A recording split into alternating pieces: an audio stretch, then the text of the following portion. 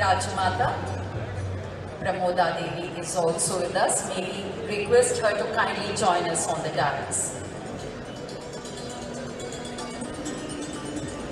The warriors of Mysuru. ನಮ್ಮ ಹೆಮ್ಮೆ ಮಹಾರಾಜರು ಒಡೆಯರ್ ಆ ಇಡೀ ಸಾಮ್ರಾಜ್ಯದ ಪ್ರತಿನಿಧಿಯಾಗಿ ಇದೀಗ ವೇದಿಕೆಯಲ್ಲಿ ನಮ್ಮೊಟ್ಟಿಗೆ Rajmata Shrimati Pramoda Devi. Let's give a round of applause for Rajmata Pramoda Devi, madam.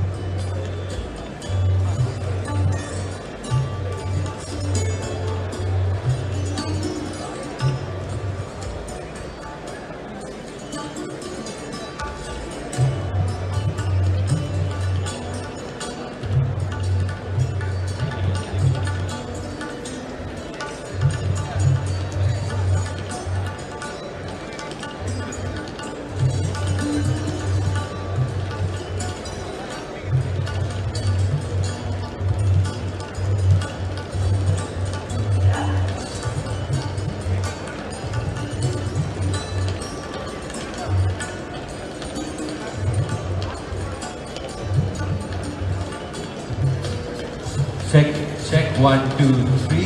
This is a check with the PMO office. All loud and clear? Okay.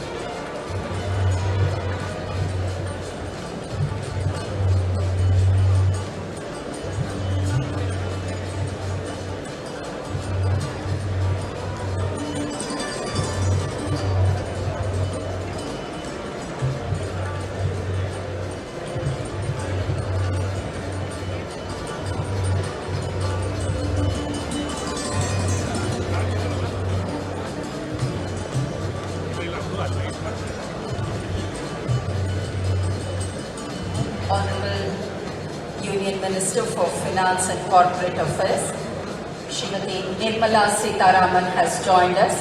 Hearty welcome to you, ma'am. We welcome her with a big round of applause, ladies and gentlemen. Srimati Nirmala Sitharaman.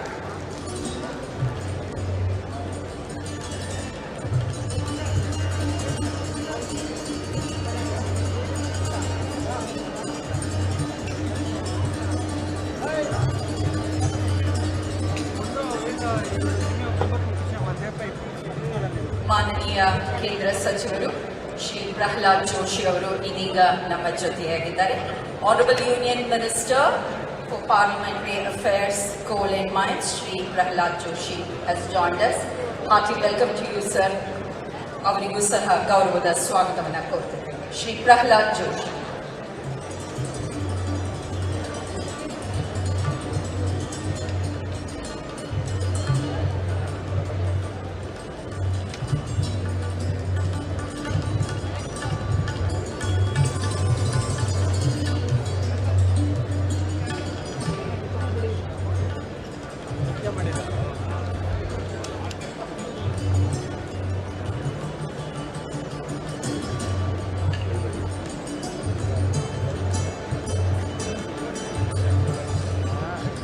Sir, ಆ sound Manju ಬಂದರೆ ಹೊರಗಡೆ ಓಡಿಸಿ sir. ನೆನ್ನೆ ಎಷ್ಟು ಕಾಟ ಕೊಟ್ಟಿದ್ದೇನೆ ಗೊತ್ತಾ? Online ಹಾಕಿದ್ದಾರೆ ನನಗೆ. ಆತ್ಮೀಯ ಬಂಧುಗಳೇ, ಬೇಕು ಅಂತ ಹಿಂಗೆ ಅಂತಾನೆ. ತಮ್ಮೆಲ್ಲರ ಗಮನವನ್ನ ವೇದಿಕೆಯತ್ತ ಬಯಸಿದ್ದೇವೆ. ನಿಮ್ಮೆಲ್ಲರಿಗೂ ನಮಸ್ಕಾರ. ಕರುನಾಡಿನ ಒಂದು ಮಹತ್ವದ ಹೆಜ್ಜೆ ಇಂದು ದಾಖಲಾಗಿದೆ. ಜಗತ್ತಿಗಾಗಿ ನಾಡನ್ನ ಕಟ್ಟೋ ಇದು ಜಾಗತಿಕ ಹೂಡಿಕೆ ಮೇಳ 2022 ಕರ್ನಾಟಕ ಸರ್ಕಾರ ಬಹು ಆಕಾಂಕ್ಷೆಯಿಂದ ಇಂಥದೊಂದು ದೊಡ್ಡ ಹೆಜ್ಜೆಯನ್ನ ಸಾಧ್ಯ ಮಾಡುತ್ತಿದೆ. ಕರ್ನಾಟಕ ಸರ್ಕಾರದ ಪರವಾಗಿ ಇದಕ್ಕಾಗಿ ಉದ್ಘಾಟನೆಗಾಗಿ ಇಲ್ಲಿ ನಮ್ಮ ಜೊತೆಯಾಗಿರುವ ವೇದಿಕೆಯಲ್ಲಿರುವ ಗಣ್ಯರಿಗೆ ತಮ್ಮೆಲ್ಲರಿಗೂ ಅತ್ಯಂತ ಗೌರವದ ಪ್ರೀತಿಯ ಸುಸ್ವಾಗತ. Good morning, ladies and gentlemen, honorable distinguished guests on the dais, off the dais, all our respected beloved delegates, dignitaries. A warm welcome to each one of you present here at Global Investors Meet 2022. A flagship 3-day investment extravaganza. Well, ladies and gentlemen, good morning to you all. As we are all aware, here in Karnataka, we aim to showcase to the world the multitude of investment opportunities that the state of Karnataka has to offer. As we all know, Karnataka is one state and many worlds. We now have the state anthem, Nadagite, Jaya Bharata Jananiya Tanujate, Jaya He Karnataka Mate. I would request all of you to kindly rise. Shri Mrityunjaya ದೊಡ್ಡವಾಡ್ ಮತ್ತು ತಂಡದವರಿಂದ ಇದೀಗ ನಾಡಗೀತೆ.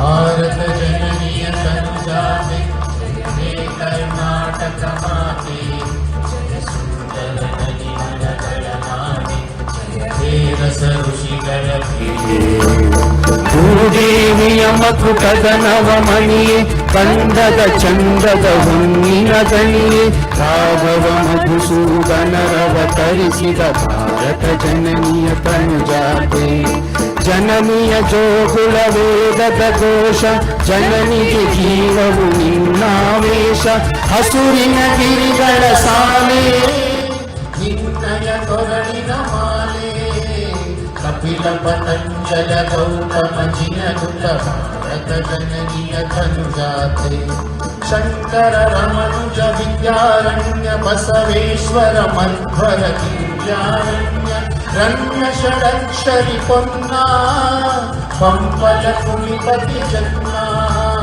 ಕುಮಾರ ವ್ಯಾಸರ ಮಂಗಳಧಾಮ ಕೋಗಿಲೆಗಳ ಪುಣ್ಯಾರಾಮ ನಾನಕ ರಾಮಾನಂದ ಕಬೀರರ ಭಾರತ ಜನನಿಯ ತನುಜಾತೆ ಶೈಲಪ ಹೊಯ್ಸಳ ನಾಡಿದ ನಾಡೆ ಕಂಕಣ ಜಗಣರ ನೆಚ್ಚಿನ ಬೀಡೆ ಕೃಷ್ಣ ಶರಾವತಿ ತುಂಗಾ ಕಾವೇರಿಯ ವರರಂಗ ಚೈತನ್ಯ ಪರಮಹಂಸ ವಿವೇಕರ ಭಾರತ ಜನನಿಯ ತನುಜಾತೆ ಸರ್ವ ಜನಾಂಗದ ಶಾಂತಿಯ ತೋಟ ರಸಿಕರ ಕಂಕಳ ಸೆಳೆಯುವ ನೋಟ ಹಿಂದೂ ಕ್ರೈಸ್ತ ಮುಸಲ್ಮಾನ ಪಾರಸಿಕ ಜೈನ ಉದ್ಯಾನ ಜನಕನ ಹೋಲುವ ದೊರೆಗಳ ಧಾಮ ನಾಯಕ ವೈಣಿಕರ ರಾಮ ಕನ್ನಡ ನುಡಿ ಕುಣಿದಾಡುವ ದೇಹ ಕನ್ನಡ ತಾಯಿಯ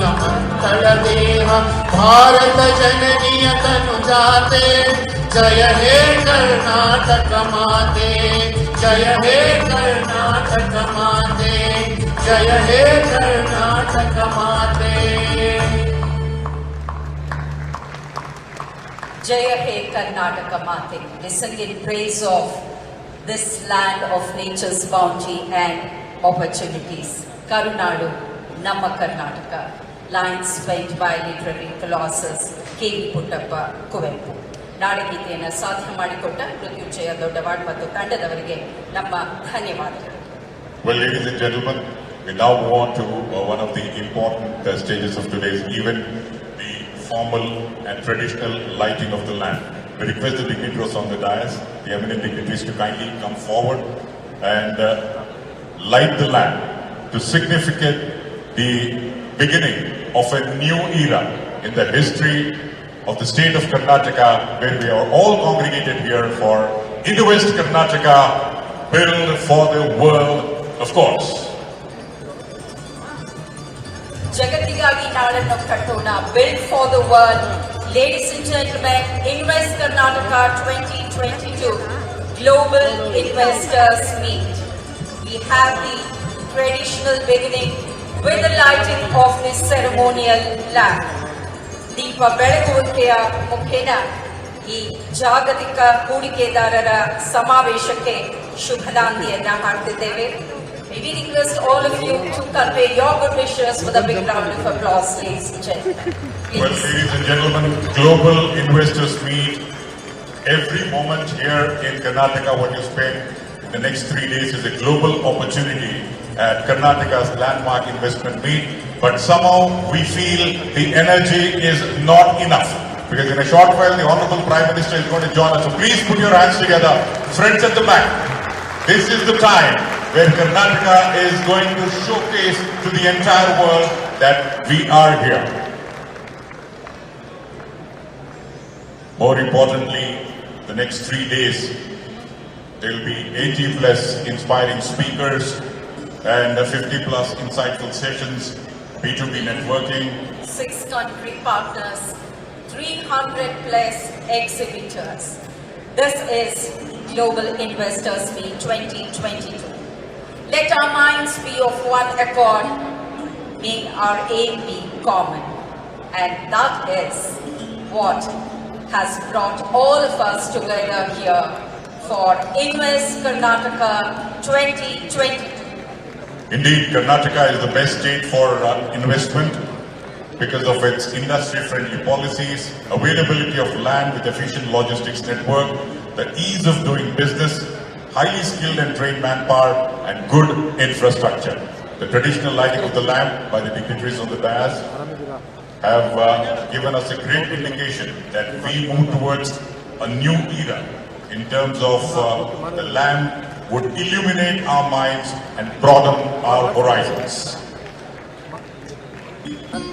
Ladies and gentlemen, galaxy of industry chieftains, architects, thought leaders, policy and opinion makers, all have come together here on a single platform to understand, to feel, to experience, to explore ocean of business opportunities and investment made possible by the government of Karnataka, and this is Global Investors Meet 2020.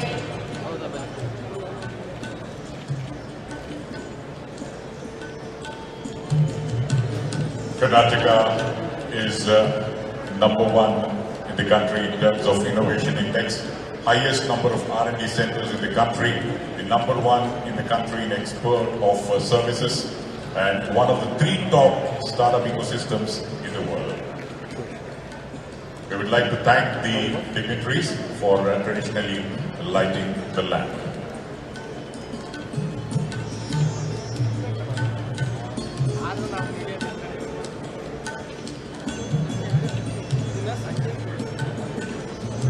ಬಂಧುಗಳೇ, ಇನ್ನು ಕೆಲವೇ ಕ್ಷಣಗಳಲ್ಲಿ ಮಾನನೀಯ ಪ್ರಧಾನಮಂತ್ರಿಗಳು ನಮ್ಮನ್ನ ಜೊತೆಯಾಗಲಿದ್ದಾರೆ. ವೇದಿಕೆಯಲ್ಲಿ ಅವರ ಭಾವಬಿಂಬವನ್ನು ನಾವು ಕಾಣಬಹುದಾಗಿದೆ.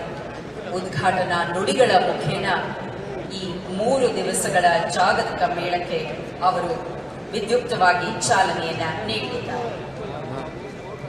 Well, ladies and gentlemen, in a short while from now, the Honorable Prime Minister of India, Narendra Modi, will join us. As we are all aware, Shri Basavaraj Bommai-led Karnataka government has taken several industry-friendly decisions to build a prosperous Karnataka for the development of all sections of society. Now, the decisions taken by his government has made Karnataka a leading state in the country in attracting investments. The pro-industry stance will also significantly contribute to industrial development and employment generation in the coming days. Well, ladies and gentlemen, each year, GIL, Global Investors Meet, has promised to be an exciting journey with many, many milestones. And we thank each one of you present here for that overwhelming response.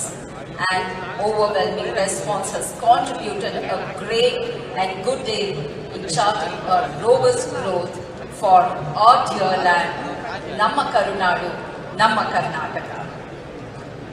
The industry-friendly policies, the availability of land with efficient logistics network, the ease of doing business, and highly skilled and trained manpower and good infrastructure goes a long way towards making Karnataka the technology and innovation state, leading the way to the entire country and also showcasing India to the entire world.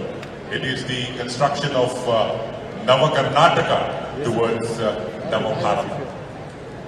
And what an ideal time, because November 1 Karnataka ನವ ಕರ್ನಾಟಕ ನಿರ್ಮಾಣವಾದಂಥ ಕರ್ನಾಟಕ ರಾಜ್ಯೋತ್ಸವದ ಶುಭ ಸಂದರ್ಭ. ಇಂಥ ಸಂದರ್ಭದಲ್ಲಿ ನಾಡು ಕಟ್ಟುವಂಥ ಈ ಜಾಗತಿಕ ಹೂಡಿಕೆ ಮೇಳವನ್ನು ಕರ್ನಾಟಕ ಸರ್ಕಾರ ಸಾಧ್ಯ ಮಾಡಿಕೊಟ್ಟಿದೆ. Well, ladies and gentlemen, in a short while from now, Honorable Prime Minister of India will deliver the inaugural address, and thereafter the agenda would be formal welcome address to be followed by keynote and special addresses by the dignitaries on the dais. Well, ladies and gentlemen, please put your hands together. We now request the Honorable Chief Minister of Karnataka, Sri Basavaraja Bommai, to kindly come over here and welcome the Honorable Prime Minister, who is going to join us in a short while. ಮಾನನೀಯ ಪ್ರಧಾನ ಮಂತ್ರಿಗಳಿಗೆ ವಿದ್ಯುಕ್ತವಾಗಿ ಕರ್ನಾಟಕ ಜನತೆಯ ಪರವಾಗಿ ಸ್ವಾಗತವನ್ನ ಕೋರಲಿದ್ದಾರೆ ಕರುನಾಡಿನ ಸನ್ಮಾನ್ಯ ಮುಖ್ಯಮಂತ್ರಿಗಳು ಶ್ರೀ ಬಸವರಾಜ ಬೊಮ್ಮಾಯಿ ಅವರು.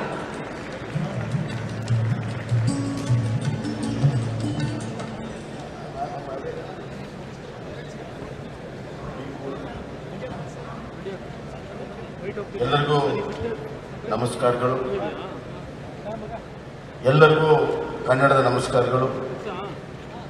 My hearty greetings to everybody here and my happy greetings from people of Karnataka. Prime Minister is going to join us in few minutes. Before that, ನನಗೆ ಬಹಳ ಸಂತೋಷ ಆಗ್ತಾ ಇದೆ. ಕೋವಿಡ್ ನಂತರ ಇಡೀ ಭಾರತ ದೇಶದಲ್ಲಿ ಕರ್ನಾಟಕ ಮೊದಲ ರಾಜ್ಯ ಇಷ್ಟು ದೊಡ್ಡ ಇನ್ವೆಸ್ಟರ್ ಮೀಟನ್ನು ಮಾಡ್ತಿರುವಂಥದ್ದು. ಇದಕ್ಕೆ ಕರ್ನಾಟಕದ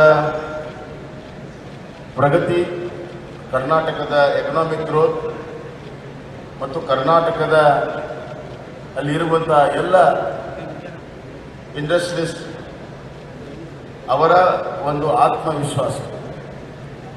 for the first time after Covid such a large investor meet is happening in any of the states.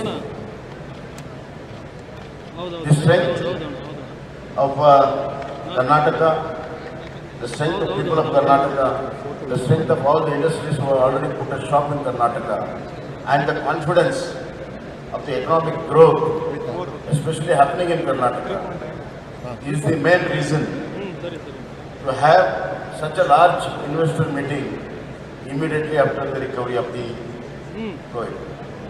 In Karnataka, along with the recovery of COVID, recovery of economy is there to see. We are the largest FDI attracted state. For last 4 to 5 quarters, 38% of the countries. Now I will welcome the Honorable Prime Minister. ಎಲ್ಲರಿಗೂ ನಮಸ್ಕಾರ. ನಾನು ಪ್ರಧಾನಮಂತ್ರಿಗಳನ್ನು ಸ್ವಾಗತ ಮಾಡಲು ತಮ್ಮ ಮುಂದೆ ನಿಂತಿದ್ದೇನೆ. Ladies and gentlemen, I am standing in front of you to welcome the leader who has given new direction to the economic growth of our country.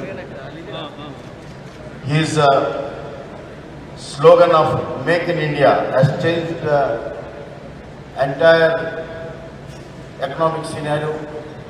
His Atmanirbhar Bharat, then Sabka Saath, Sabka Vikas, and ultimately the New India concept.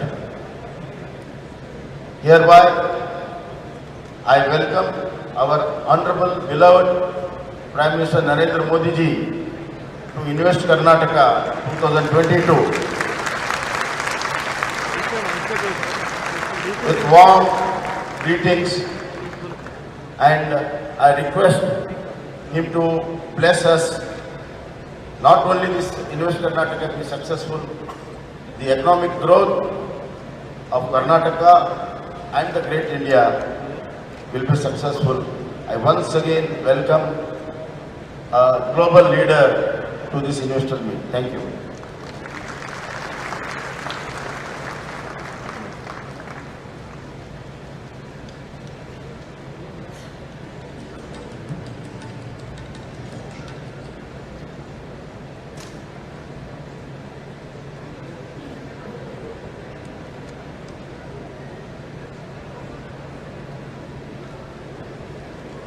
We heartily welcome the Honorable Prime Minister of India. We request the Honorable Prime Minister of India, Shri Narendra Modi ji, to kindly deliver the inaugural address. Ladies and gentlemen, please put your hands together and welcome the Honorable Prime Minister of India, Shri Narendra Modi ji. ಬಂಧುಗಳೇ, ಮಾನನೀಯ ಪ್ರಧಾನಮಂತ್ರಿಗಳು ಶ್ರೀ ನರೇಂದ್ರ ಮೋದಿಜಿ ಅವರ ಉದ್ಘಾಟನಾ ನುಡಿಗಳು.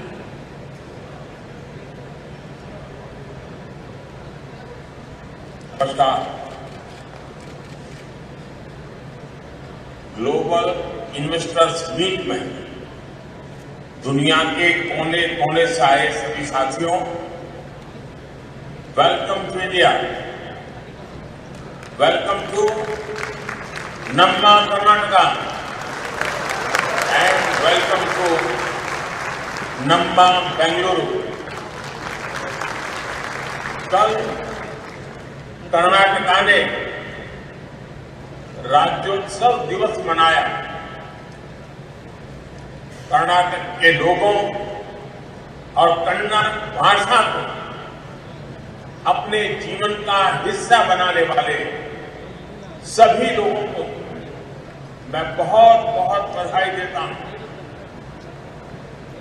ये वो जगह है जहां ट्रेडिशन भी है और टेक्नोलॉजी भी है।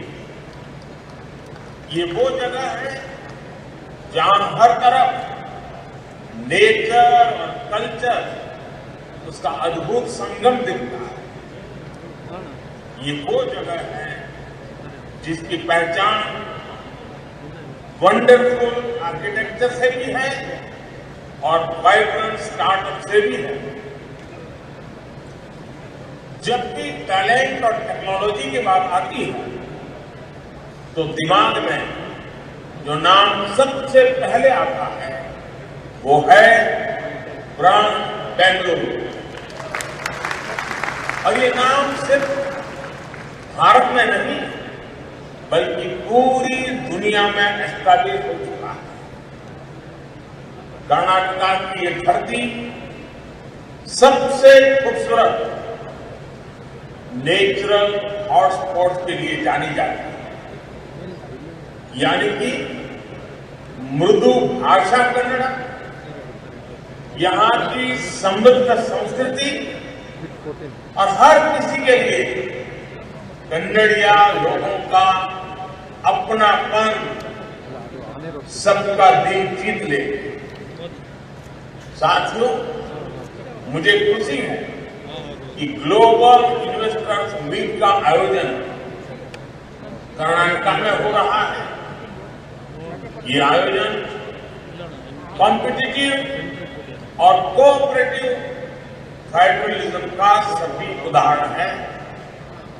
भारत में मैन्युफैक्चरिंग और प्रोफेशनल और प्रोडक्शन काफी हद तक राज्यों के नीति निर्णयों पर, नियंत्रण पर बहुत निर्भर होता है।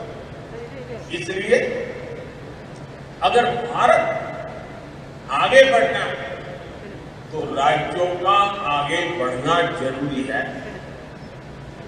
ग्लोबल इन्वेस्टर्स मीट के जरिए राज्य स्पेसिफिक सेक्टर्स में खुद दूसरे देशों के साथ पार्टनरशिप कर रहे हैं। ये बहुत अच्छी बात है। मैं देख पा रहा हूं कि दुनिया भर की तमाम कंपनियां इस आयोजन में शामिल हो रही हैं। मुझे बताया गया है कि इस प्लेटफॉर्म पर हजारों करोड़ रुपए की पार्टनरशिप की जाएगी। इससे बड़े पैमाने पर युवाओं के लिए रोजगार के अवसर बनेंगे। साथियों, 21वीं सदी में भारत आज जिस ऊंचाई पर है, वहां से अब उसे निरंतर आगे ही जाना। पिछले वर्ष भारत ने करीब $84 बिलियन का रिकॉर्ड फॉरेन डायरेक्ट इन्वेस्टमेंट हासिल किया। और आप भी जानते हैं कि नतीजे तब आ रहे हैं जब दुनिया कोविड वैश्विक महामारी के असर और युद्ध की परिस्थितियों से पूरी दुनिया जूझ रही है। हर तरफ अनिश्चितता का माहौल है। भारत में भी युद्ध और महामारी से बनी स्थितियों का विपरीत प्रभाव पड़ा ही है। बावजूद इसके आज पूरी दुनिया भारत की तरफ बहुत उम्मीद भरी नजरों से देख रही है। ये दौर इकोनॉमिक अनसर्टेनिटी का है, लेकिन तमाम देश एक बात को लेकर आश्वस्त है कि भारतीय अर्थव्यवस्था के फंडामेंटल्स मजबूत हैं। आज के इस फ्रेगमेंटेड दौर में भारत दुनिया के साथ जुड़ और दुनिया के लिए काम करने पर जोर दे रहा है। इस दौर में सप्लाई चेन को ठप पड़ते देखा है, लेकिन इसी दौर में भारत हर जरूरतमंद को मेडिसिन और वैक्सीन सप्लाई करने का भरोसा दे रहा है। ये मार्केट फ्लक्चुएशन का दौर है, लेकिन 130 करोड़ भारतीयों की आकांक्षाएं हमारे घरेलू बाजार की मजबूती की गारंटी दे रही है। और सबसे अहम बात, ये भले ही ग्लोबल क्राइसिस का दौर है, लेकिन दुनिया भर के एक्सपर्ट्स, विश्लेषक और अर्थव्यवस्था के जानकार भारत ब्राइट स्पॉट बता रहे हैं। और हम अपने फंडामेंटल्स पर लगातार काम कर रहे हैं ताकि भारत की अर्थव्यवस्था दिनों दिन और मजबूत हो। पिछले कुछ महीनों में भारत ने जितने फ्री ट्रेड डील्स किए, उससे दुनिया को हमारी तैयारियों की झलक मिल चुकी है। साथियों, आज हम जिस मुकाम पर पहुंचे, उसका सफर कहां से शुरू हुआ था, ये याद रखना जरूरी है। 9-10 साल पहले हमारा देश पॉलिसी लेवल पर थी और उसी लेवल क्राइसिस से जूझ रहा है। देश को उस स्थिति से बाहर निकालने के लिए हमें अपनी अप्रोच बदलने की जरूरत थी। हमने इन्वेस्टर्स को रेड टेप के जाल में उलझाने के बजाय निवेश के लिए रेड कारपेट का माहौल बनाया। हमने नए उपजाऊ कानून बनाने के बजाय, उलझाने वाले कानून बनाने के बजाय उन्हें रेशनलाइज बनाया। हमने खुद बिजनेस चलाने के बजाय बिजनेस के लिए ग्राउंड तैयार किया ताकि दूसरे लोग आगे आ सकें। हमने युवाओं को नियमों में जकड़ने के बजाय उन्हें अपनी क्षमताओं को और बढ़ाने का मौका दिया। साथियों, नए भारत का निर्माण बोल्ड रिफॉर्म, बिग इंफ्रास्ट्रक्चर और बेस्ट टैलेंट से ही संभव है। आज सरकार के हर स्फीयर में बोल्ड रिफॉर्म किए जा रहे हैं। इकोनॉमिक स्पेस में जीएसटी और बिग इंफ्रास्ट्रक्चर और बेस्ट टैलेंट से ही संभव है। आज सरकार के हर स्फीयर में बोल्ड रिफॉर्म्स किए जा रहे हैं। इकोनॉमिक स्पेस में जीएसटी और आईबीसी जैसे रिफॉर्म्स किए गए। बैंकिंग सेक्टर में रिफॉर्म्स और स्ट्रांग मैक्रो इकोनॉमिक फंडामेंटल्स के जरिए अर्थव्यवस्था को मजबूत बनाया गया। इसी तरह यूपीआई जैसे कदमों के जरिए देश में डिजिटल रिवॉल्यूशन लाने की तैयारी की गई। हमने 1500 से ज्यादा आउटडेटेड कानूनों को खत्म किया। करीब 40,000 गैर जरूरी कंप्लायंसेस को रद्द कर दिया। ये हमने अनेकों प्रावधानों को डीक्रिमिनलाइज भी किया। हमने कॉरपोरेट टैक्स की दरों को कम करने जैसे कदम उठाए हैं। साथ ही फेसलेस असेसमेंट जैसे सुधारों से ट्रांसपेरेंसी भी बढ़ाई है। भारत में एफडीआई के लिए नए सेक्टरों के दरवाजे खोले गए हैं। भारत में ड्रोन्स, जियो स्पेशल सेक्टर, स्पेस सेक्टर और यहां तक कि डिफेंस सेक्टर में इन्वेस्टमेंट्स को अभूतपूर्व बढ़ावा दिया जा रहा है। साथियों, रिफॉर्म्स के साथ साथ इंफ्रास्ट्रक्चर के क्षेत्र में भी भारत बहुत तेजी के साथ आगे बढ़ रहा है। आधुनिक इंफ्रास्ट्रक्चर के लिए भारत पहले से कहीं ज्यादा स्पीड के साथ और बड़े स्केल पर काम कर रहा है। आप एयरपोर्ट्स का उदाहरण ले सकते हैं।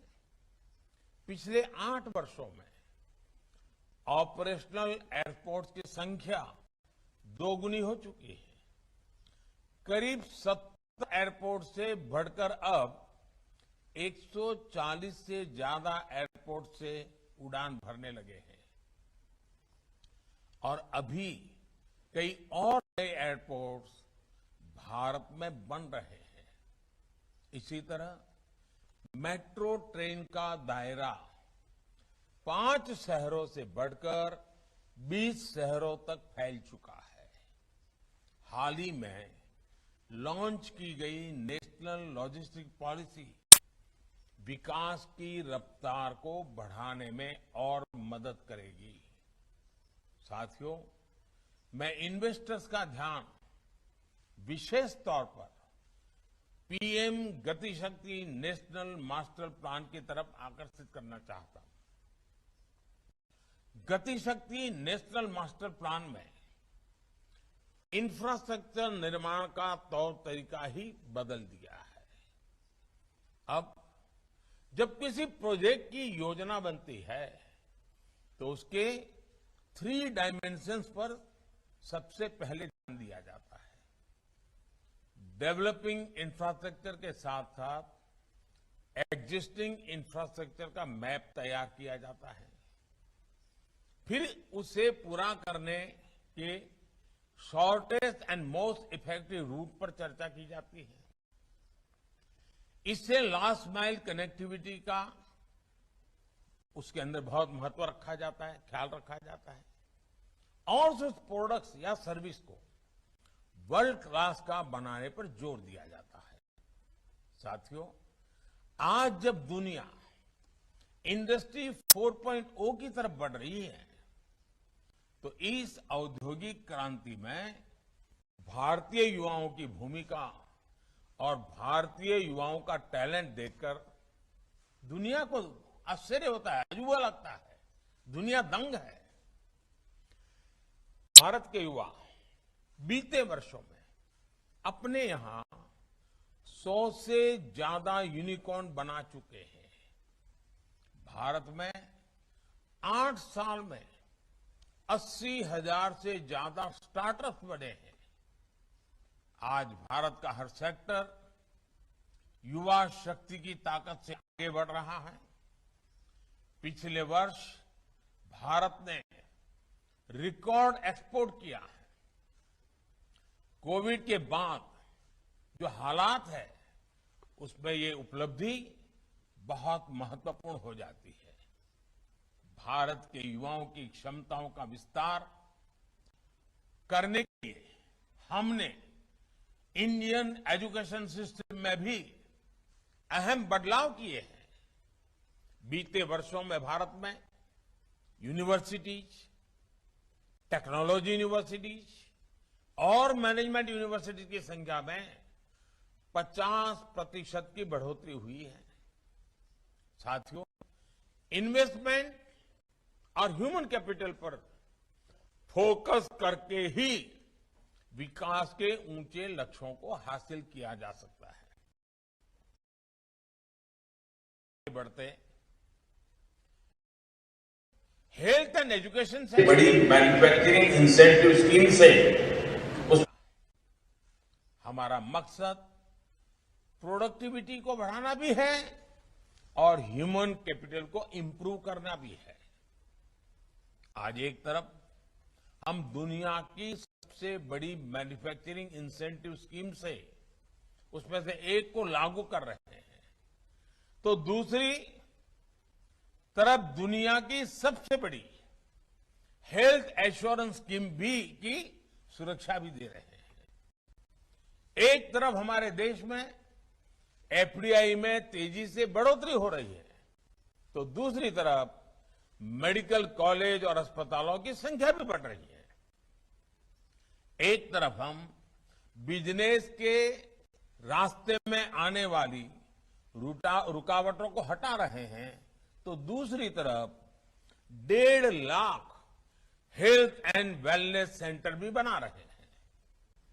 एक तरफ हम देश भर में हाईवे का जाल बिछा रहे हैं, तो दूसरी तरफ लोगों को टॉयलेट और पीने का साफ पानी मुहैया कराने के मिशन से भी जुटे हैं। एक तरफ हम फ्यूचरिस्टिक इंफ्रास्ट्रक्चर जैसे मेट्रोज, एयरपोर्ट और रेलवे स्टेशन बनाने में जुटे हैं, तो दूसरी तरफ हम हजारों स्मार्ट स्कूल भी बना रहे हैं। साथियों, रिन्यूएबल एनर्जी के क्षेत्र में आज भारत ने जो मुकाम हासिल किया है, वो पूरी दुनिया के लिए मिसाल है। पिछले 8 वर्षों में देश की रिन्यूएबल एनर्जी की क्षमता 3 गुनी बढ़ी है और सोलर एनर्जी की क्षमता में 20 गुना बढ़ोतरी हुई है। ग्रीन ग्रोथ और सस्टेनेबल एनर्जी की दिशा में उठाए गए हमारे कदमों ने ज्यादा से ज्यादा निवेशकों को आकर्षित किया है, जो अपनी लागत का रिटर्न चाहते हैं और इस धरती के प्रति अपनी रिस्पॉन्सिबिलिटी भी निभाना चाहते हैं। वो आज भारत की तरफ उम्मीद से देख रहे हैं। साथियों, आज कर्नाटका के साथ एक और विशेषता जुड़ी हुई है। कर्नाटका के पास डबल इंजन की पावर है, यानी केंद्र सरकार और राज्य सरकार में एक ही पार्टी का नेतृत्व है। ये भी एक वजह है कि कर्नाटका कई क्षेत्रों में सबसे तेज गति से विकास कर रहा है। ईज ऑफ डूइंग बिजनेस में कर्नाटका लगातार टॉप रैंकर्स में अपनी जगह बनाए हुए हैं।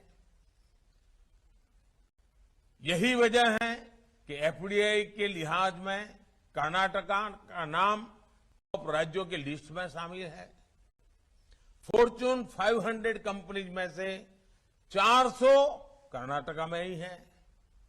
भारत के 100+ यूनिकॉर्न में से 40 से ज्यादा कर्नाटका में ही है। कर्नाटका की गिनती आज दुनिया के लार्जेस्ट टेक्नोलॉजी क्लस्टर के तौर पर हो रही है।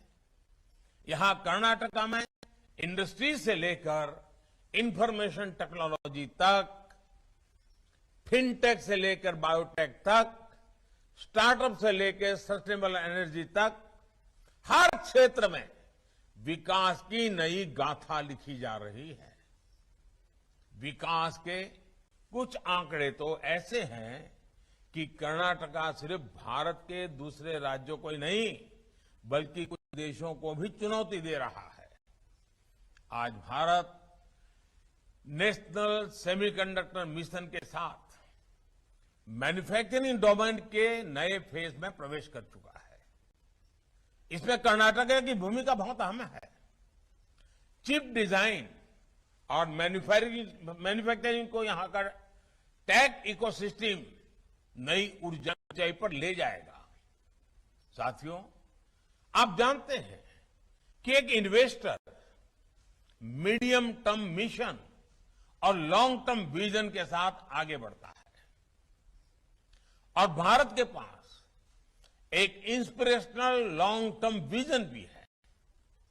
नैनो यूरिया हो, हाइड्रोजन एनर्जी हो, ग्रीन एमोनिया हो, कोल गैसिफिकेशन हो या फिर स्पेस सैटेलाइट्स, आज भारत अपने विकास से विश्व के विकास के मंत्र के साथ आगे बढ़ रहा है।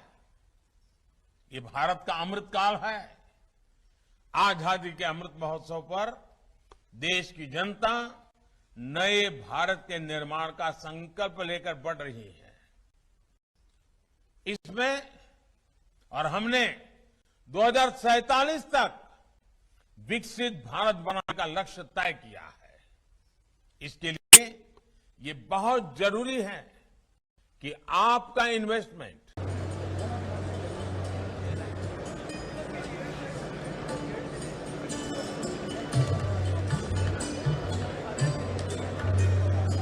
Rajamata Pramoda Devi is also with us. May we request her to kindly join us on the dais.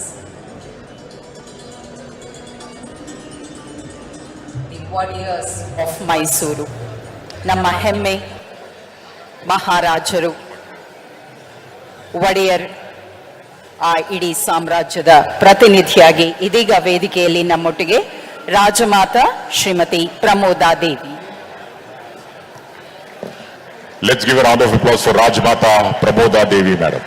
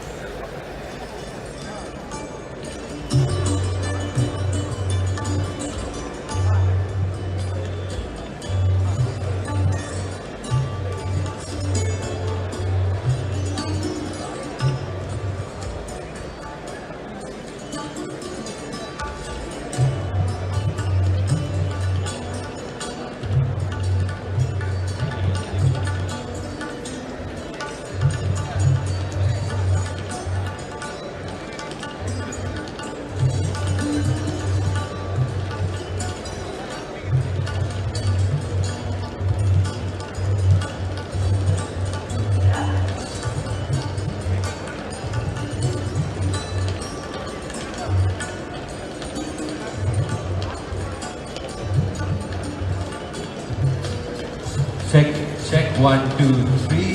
This is a check with the PMO office. All loud and clear? Okay.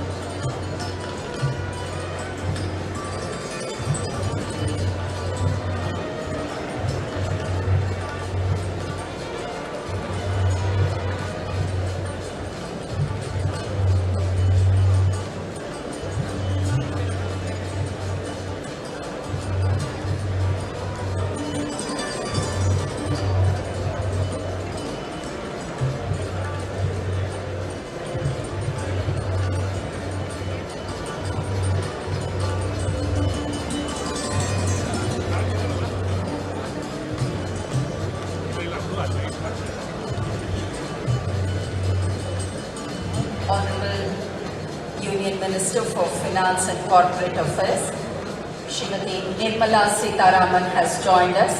Hearty welcome to you, ma'am. We welcome her with a big round of applause, ladies and gentlemen. Srimati Nirmala Sitharaman.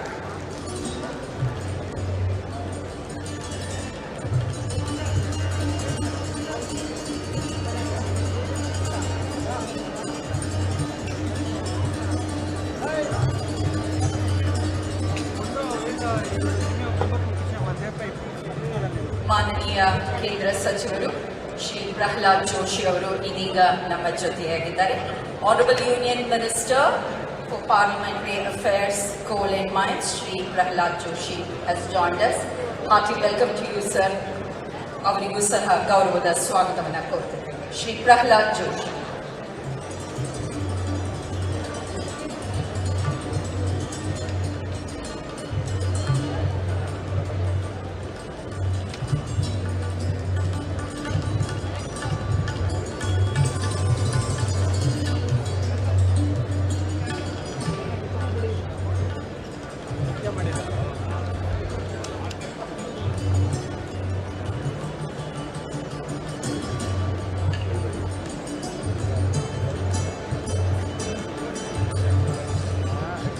Sir, ಆ sound Manju ಬಂದರೆ ಹೊರಗಡೆ ಓಡಿಸಿ sir.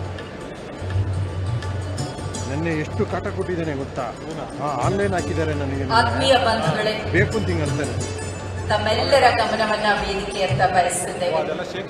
ನಿಮ್ಮೆಲ್ಲರಿಗೂ ನಮಸ್ಕಾರ. ಕರುನಾಡಿನ ಒಂದು ಮಹತ್ವದ ಹೆಜ್ಜೆ ಇಂದು ದಾಖಲಾಗಿದೆ.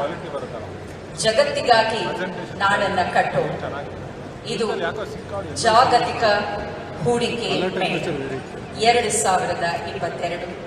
ಕರ್ನಾಟಕ ಸರ್ಕಾರ ಬಹು ಆಕಾಂಕ್ಷೆಯಿಂದ ಇಂಥದೊಂದು ದೊಡ್ಡ ಹೆಜ್ಜೆಯನ್ನ ಸಾಧ್ಯ ಮಾಡುತ್ತಿದೆ. ಕರ್ನಾಟಕ ಸರ್ಕಾರದ ಪರವಾಗಿ ಇದಕ್ಕಾಗಿ ಉದ್ಘಾಟನೆಗಾಗಿ ಇಲ್ಲಿ ನಮ್ಮ ಜೊತೆಯಾಗಿರುವ ವೇದಿಕೆಯಲ್ಲಿರುವ ಗಣ್ಯರಿಗೆ ತಮ್ಮೆಲ್ಲರಿಗೂ ಅತ್ಯಂತ ಗೌರವದ ಪ್ರೀತಿಯ ಸುಸ್ವಾಗತ. Good morning, ladies and gentlemen, honorable distinguished guests on the dais, off the dais, all our respected beloved delegates, dignitaries. A warm welcome to each one of you present here at Global Investors Meet 2022, a flagship 3-day investment extravaganza. Well, ladies and gentlemen, good morning to you all. As you are all aware, here in Karnataka, we aim to showcase to the world the multitude of investment opportunities that the state of Karnataka has to offer. As we all know, Karnataka is one state and many worlds. We now have the state anthem, Nadagite, Jaya Bharata Jananiya Tanujate, Jaya He Karnataka Mate. I would request all of you to kindly rise. Shri Mrityunjaya ದೊಡ್ಡವಾಡ್ ಮತ್ತು ತಂಡದವರಿಂದ ಇದೀಗ ನಾಡಗೀತೆ.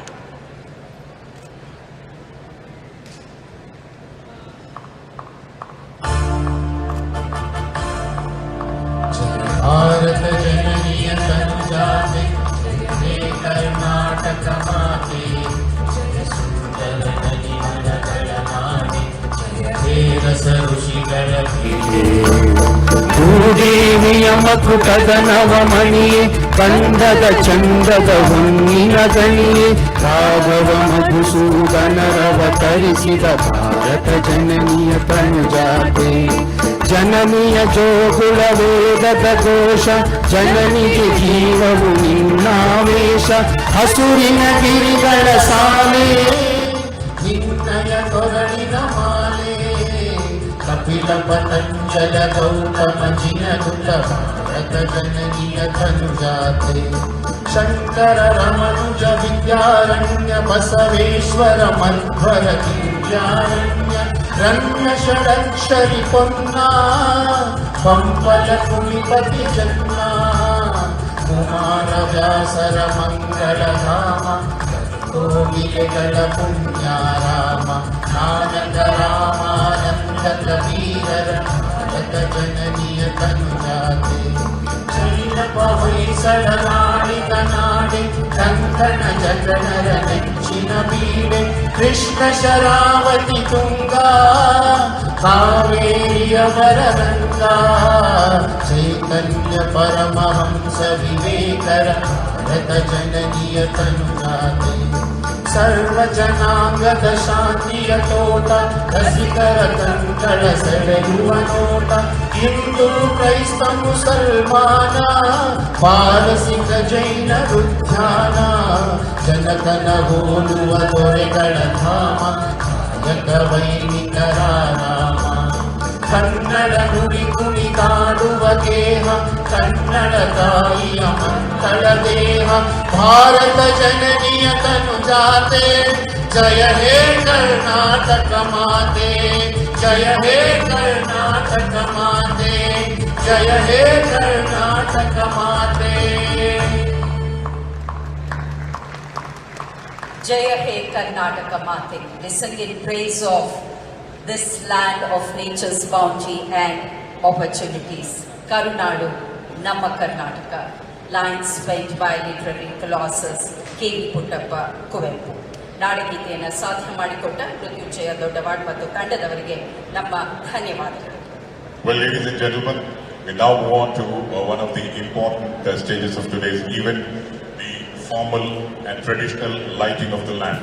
We request the dignitaries on the dais, the eminent dignitaries, to kindly come forward and light the lamp to signify the beginning of a new era in the history of the state of Karnataka, where we are all congregated here for Invest Karnataka, build for the world, of course.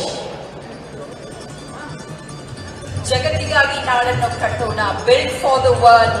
Ladies and gentlemen, Invest Karnataka 2022 Global Investors Meet.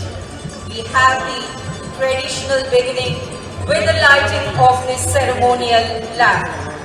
ದೀಪ ಬೆಳಗುವಿಕೆಯ ಮುಖೇನ ಈ ಜಾಗತಿಕ ಹೂಡಿಕೆದಾರರ ಸಮಾವೇಶಕ್ಕೆ ಶುಭದಾಂತಿಯನ್ನ ಹಾಡ್ತಿದ್ದೇವೆ. We request all of you to convey your good wishes with a big round of applause, ladies and gentlemen. Well, ladies and gentlemen, Global Investors Meet.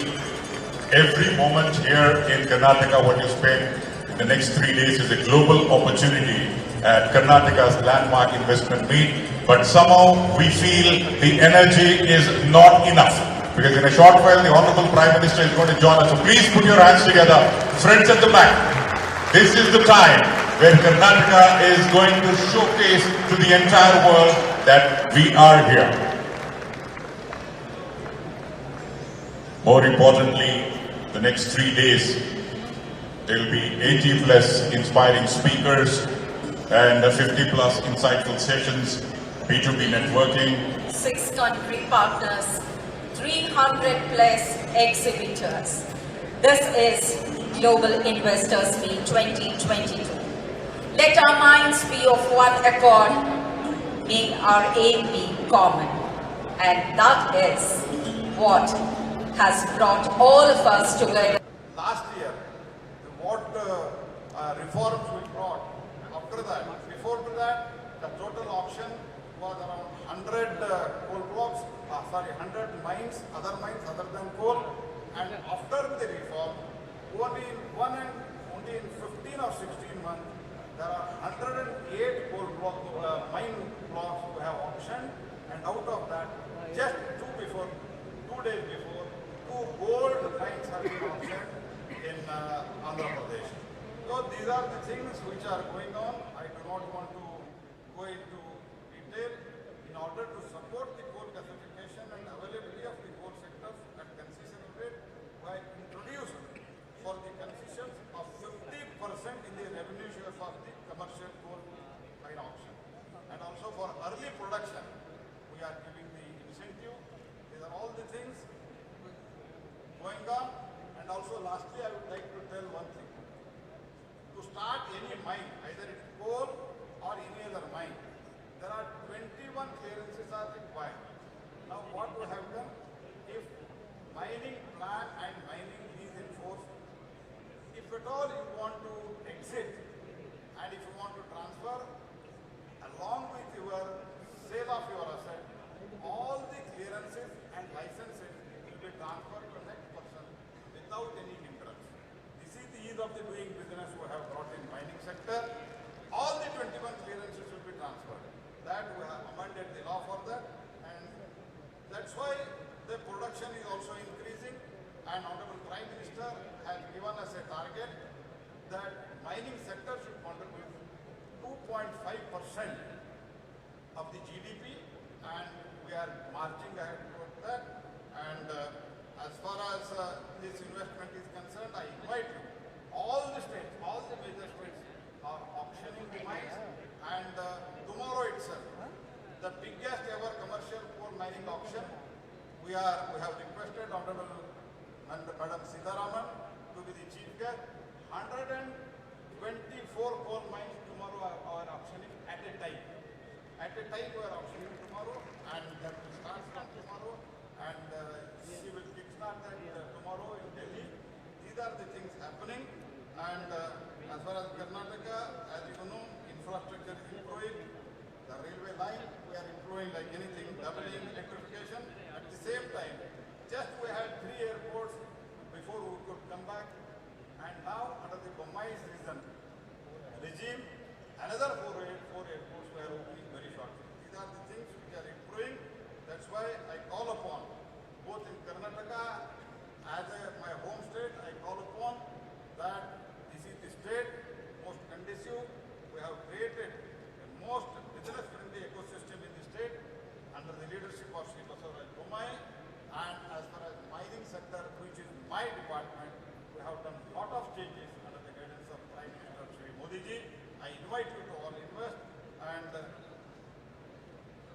partner along the government to take your business to the new heights and help us to build new India that is not only walking with the world but leading from the front. With these words, thank you. Jai Hind, Jai Karnataka.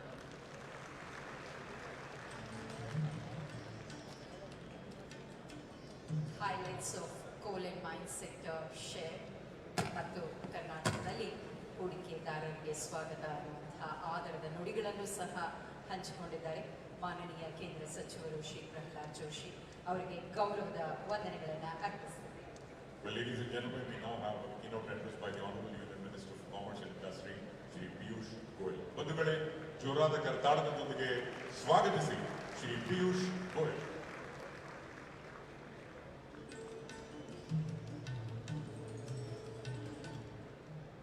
ನಮ್ಮ ಬೆಂಗಳೂರು, ನಮ್ಮ ಕರ್ನಾಟಕ, ನಮಸ್ಕಾರ.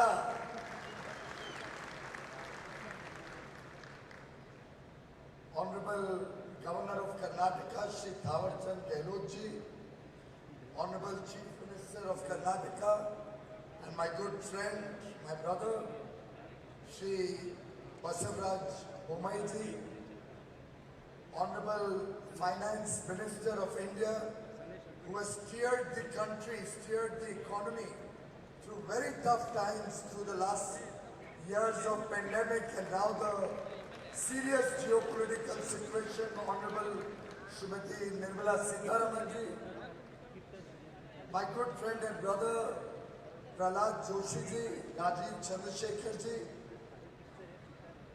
Shri Mukesh Nirani ji, who has put in a lot of effort to make today's program Invest Karnataka, Build for the World a grand success.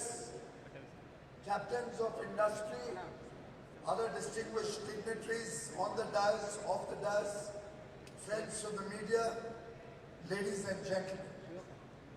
Truly delighted to be a part of this very, very exciting journey that Karnataka is embarking upon today. In fact, I was wondering with the presence of the Honorable Finance Minister today whether the mint has shifted to Bangalore and to Karnataka. Because I think you are minting a lot of money into Karnataka with the 7 lakh crore plus projects coming into the state of Karnataka. My congratulations to the government of Karnataka. Bommai ji, Nirani ji, all your colleagues, the bureaucracy and officials of Karnataka deserve the highest accolades for the detail in which they have gone to attract industry to Karnataka, for their unstinted effort to make Karnataka the place to do business in, the place to invest in, to make it easier to do business here, to improve the logistics here, to support the startup ecosystem here, and in almost every damn thing that is being done by the central government among states, they find Karnataka perform exceedingly well, a real destination to be in, to invest in, to make in, and to serve from. And very clearly, wherever I go in the world, I can see huge excitement about coming to Bengaluru, coming to Karnataka, and working over here. Only yesterday, I was doing a call with my counterpart, the Commerce Secretary of the United States of America, and we were finalizing our next commercial dialogue, which will be held in India sometime in February next year. And in the course of the conversation, she expressed a very serious interest to come to Bengaluru and experience Karnataka. Very recently, at the Silicon Valley, while I was engaged with interactions with industry, with innovators, with investors in San Francisco, Palo Alto, Los Angeles, you could perceptibly see the resonance of Karnataka, particularly in the IT space, in the research and development space, in the space of innovation, in the space of future technologies. And I'm sure, hearing from them about their huge investment plans in Karnataka, hearing from international Fortune 500 companies, the way they are looking to grow and expand their operations in and around Bengaluru and other parts of Karnataka, I almost felt it was like a rerun of the movie Kantara. I'm told the movie was a low-budget film. With a very small investment, the movie was made, and it showcases indigenous art forms, the culture of Karnataka.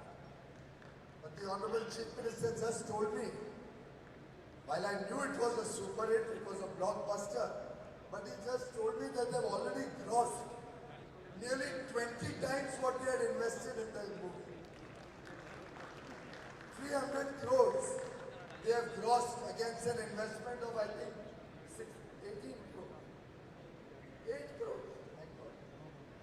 Whatever, 8 crores, 10 crores, 16 crores, whatever they've invested, that delta of return, I'm sure is being noticed by all the captains of industry here. And that is what attracts investors and industry today to India, to the state of Karnataka. And I have no doubt in my mind that the ecosystem that's been created in Karnataka will continue to attract more and more people to Karnataka, to attract industry, big and small, to enjoy the fruits of the very progressive industrial policies, investment policies, research and development policies, innovation policies, textile policy that Karnataka has offered to the world. In fact, when Texas Instruments opened their office in Karnataka way back in 1985, which is nearly 37 years ago, I don't think anybody in their wildest dreams had imagined that one day this beautiful city, better known for its weather, will one day become the innovation capital, the Silicon Valley of India. In fact, I'm sure wise investors, or if I may say, wiser investors, they have a lot of wise investors, but the wiser investors must be looking to Karnataka. And why do I say they are looking to Karnataka? Because Karnataka offers wisdom, the talent pool that is required by industry, by business. Karnataka not only offers incentives, but also is the capital for innovation. Karnataka is hugely focused on sustainability, and investors across the world today are looking for places where sustainability is respected, where climate and the challenges of climate change are addressed. And I am looking at the number of MOUs that we've seen today, particularly on renewable energy. I have no doubt in my mind that sustainability will be at the forefront of Karnataka's future. Similarly, Karnataka looks for equity, looks for equitable development. It's not as if only Bangalore is the focus of investment. Whether it's Bangalore, whether it's Mysore, Dakshin Karnataka or Uttara Karnataka, whether it's coastal Karnataka, Karnataka is looking for inclusive growth and equitable growth across the state. And lastly, Karnataka is a symbol of resilience. It offers a resilient ecosystem. And therefore, WISER, I think it's the wiser investors who are looking to come to Karnataka to invest in Karnataka. Of course, India has got a very bright future. Look at this book that has been given to all of us on the stage. While it may look like a small issue, but I carried it to the podium to show you the mindset of this government of Karnataka. It's a small thought, but a lot of thought has gone into selection of this great value book, which looks at the history of different nations and in a way creates a matrix to project the future of different nations. And that's what the changing world order is all about. And to my mind, a lot of lessons can be learned from the past. And that's the way Mr. Bommai, Mr. Nirani and the entire team here, my colleagues from Karnataka, Nirmalaji, Praladji, Rajivji, they are all crafting a beautiful future for Karnataka. They are all building a foundation of a very brilliant Karnataka, the pride of India.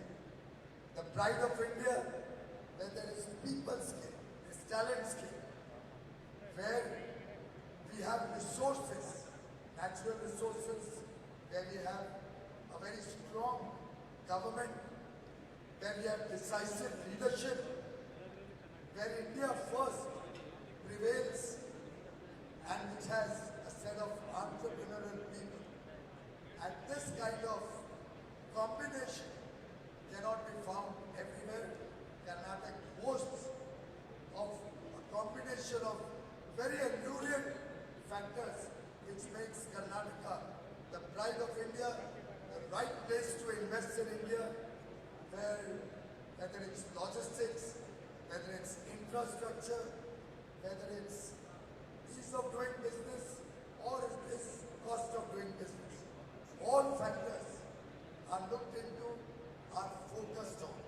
In fact, Karnataka not only looks at smart manufacturing or industry 4.0, it's focused equally on the service sector, the Internet of Things, all futuristic technologies and innovative ideas are available in Karnataka.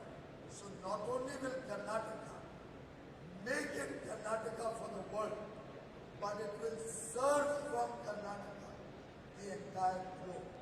And that collectively is the strength of Karnataka. Friends, today the world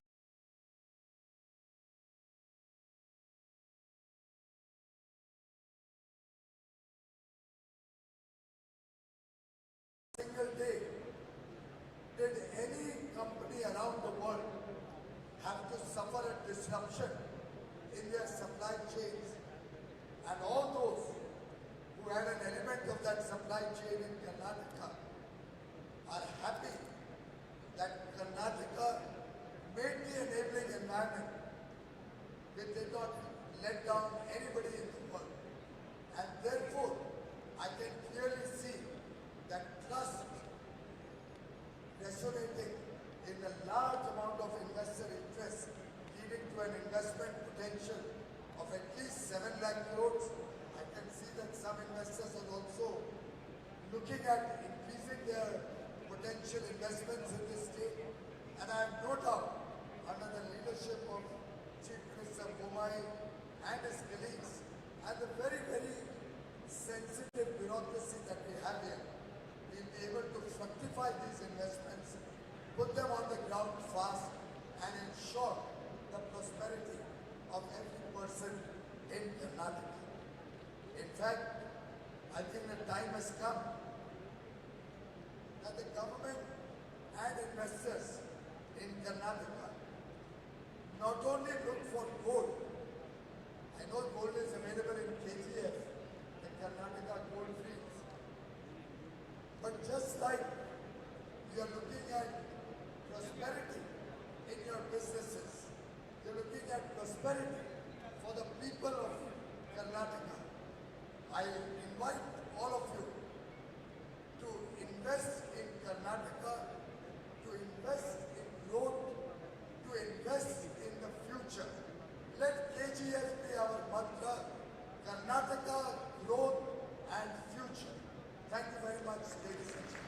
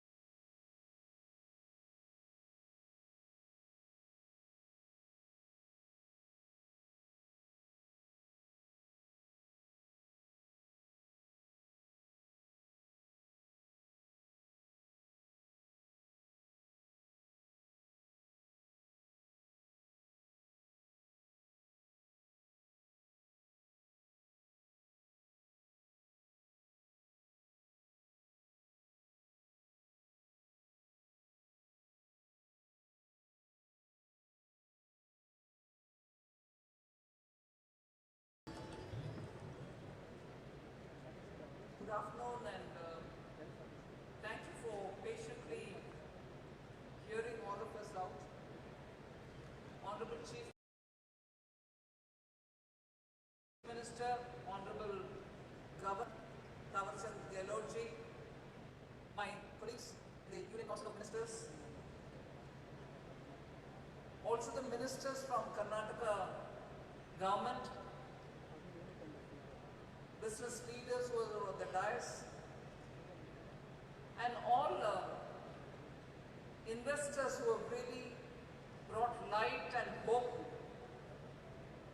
with the MOUs you have signed today. I welcome you all as a representative of Karnataka in the Rajya Sabha. I welcome you all. Let me at the outset appreciate the Karnataka Chief Minister, Minister Murugesh Nirani, and also the entire team of bureaucrats who have really toiled the last year to make sure that after a break indeed of a couple of years, when this global investors meet is happening here in Bengaluru, there would be investors who will come here because of the record of Karnataka, record of Bengaluru in facilitating industrial and also service-related activities. So congratulations for all of them, all of you who have come into the state with newer proposals or proposals to expand your existing business. I'd like to just draw an attention to Honorable Prime Minister's speech this morning and draw also from what is evolving around India globally. All over, there is definitely a sense of uncertainty immense amounts of challenges, and that is not just for India. Every country in the world feels the headwinds are very strong, elements of certainty completely absent. Even as we all started talking about China +1, when you wanted to diversify the value chains, or you wanted to ensure that there are more than one source for the raw material or for the intermediary products that you would produce. But also to have a consistency that you are somewhere, but you need to also have some other place where investments will have to be made so that eventually there are no huge disruptions. But that situation did not have its complete solution. You had the global situation of a war, such a war, especially from countries which are the source of essential raw materials, whether it is fuel related, whether it is fertilizer related, whether it is food grains related. So you have these countries which are at a situation, which are at a war-like situation, which are at war, which is causing a lot of insecurity to the globe, particularly in the area of fuel, energy that is, and food. So food grain and fuel insecurities have become a big issue of uncertainty for the globe. And as a result, countries are readjusting themselves to source these materials from a different part of the world. Now that has had a bearing on industries, that has had a bearing on economy and its growth, that has had a bearing on trade, global trade as well. And as a result of these disruptions, you find large economies which were also source of essential raw materials or intermediary products, or also which were the essential markets to which emerging markets were sending their products, are all going through huge recessionary doubts. They may technically be at the threshold of recession, but yet are not really out of that suspense or shock that will they be getting into further rigid recession in the future.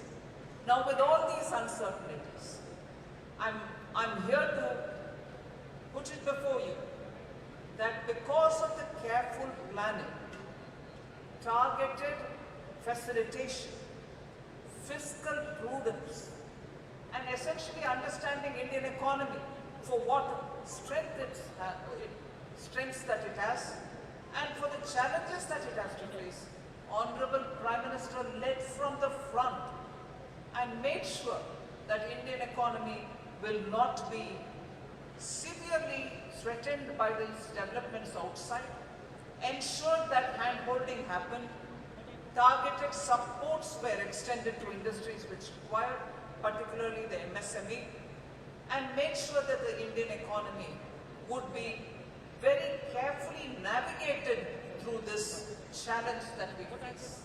Now as a result of it, between 2020 and today, we seem to have come out to a situation where the challenges continue. The newer challenges are also building up, but India is seen as an island of certain level of calm. We still do have our challenges, but not as would every other country suspect that India will be threatened by. So in a way, I've been hearing, and this is not me saying it, I've been hearing both during my Washington visit when IMF and World Bank meetings happened, and also through the various visitors which I have been receiving in Delhi, that India seems to be a oasis of stability and calm, and the challenges are being carefully firewalled, that our economy now is very clearly attractive for investors.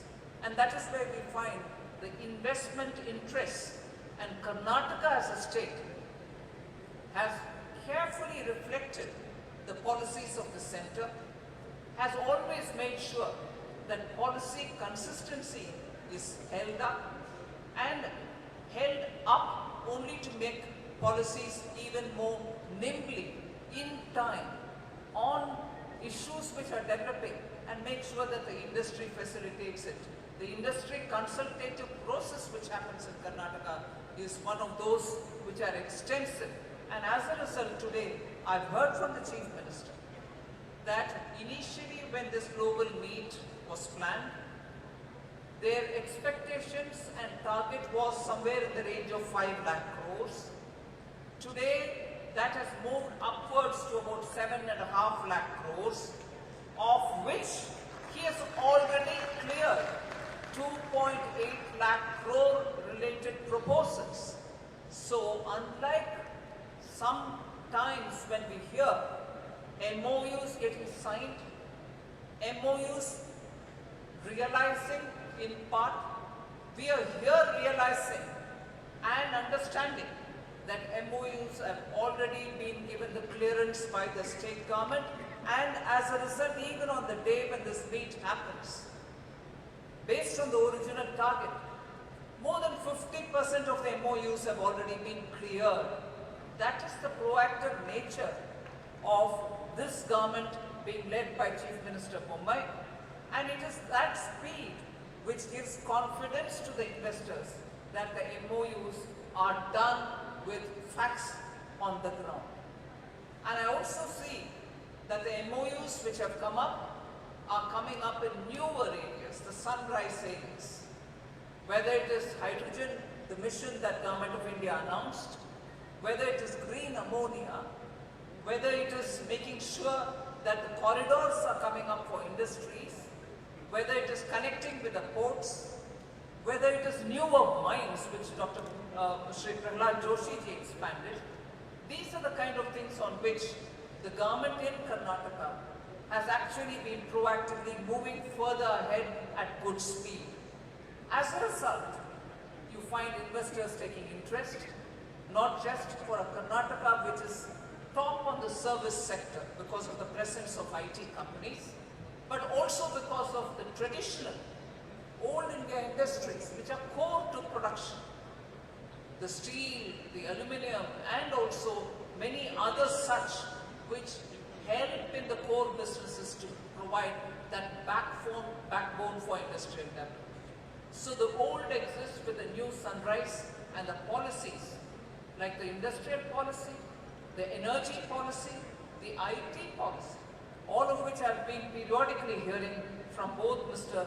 Murugesh Nirani and Minister Ashwath Narayan, both of whom have been constantly making sure that the industry benefits because of the consultation through the policies coming out in time. So just for records, and because all of you all are here, I thought it is important for me to summarize those particular areas in which Karnataka has stood out, as a result of which today we see a lot of interest among investors. Permit me to rapidly read out few of those which are noteworthy achievements of Karnataka. I already said that the state's new IT policy 2020-25 is a very big step, and it also looks at electronic system design manufacturing, telecom services in 6 clusters. That's a major move forward for any state. And those clusters are going to be not in Bengaluru but outside. Mangaluru, Tumkuru, Mysuru, Hubli, Shivamogga and Kalabur. Now that is taking development beyond Bengaluru, not just for IT but also for other industries. The one district, one product is something which the state is moving fast on. Land reforms are happening. Similarly, the renewable energy policy of the state is something which I think is very rewarding, and as a result you have a lot of investments happening in the renewable energy area as well. There's also enhanced facilitation process to ensure greater transparency. Industry wants stability of policy, industry also wants transparency. They do not want to be harassed by rent seekers at any level. And because of this facilitation process, to ensure transparency, Karnataka is sending a message that industry here will mean that they will be facilitated through policy and no rent seekers will be entertained.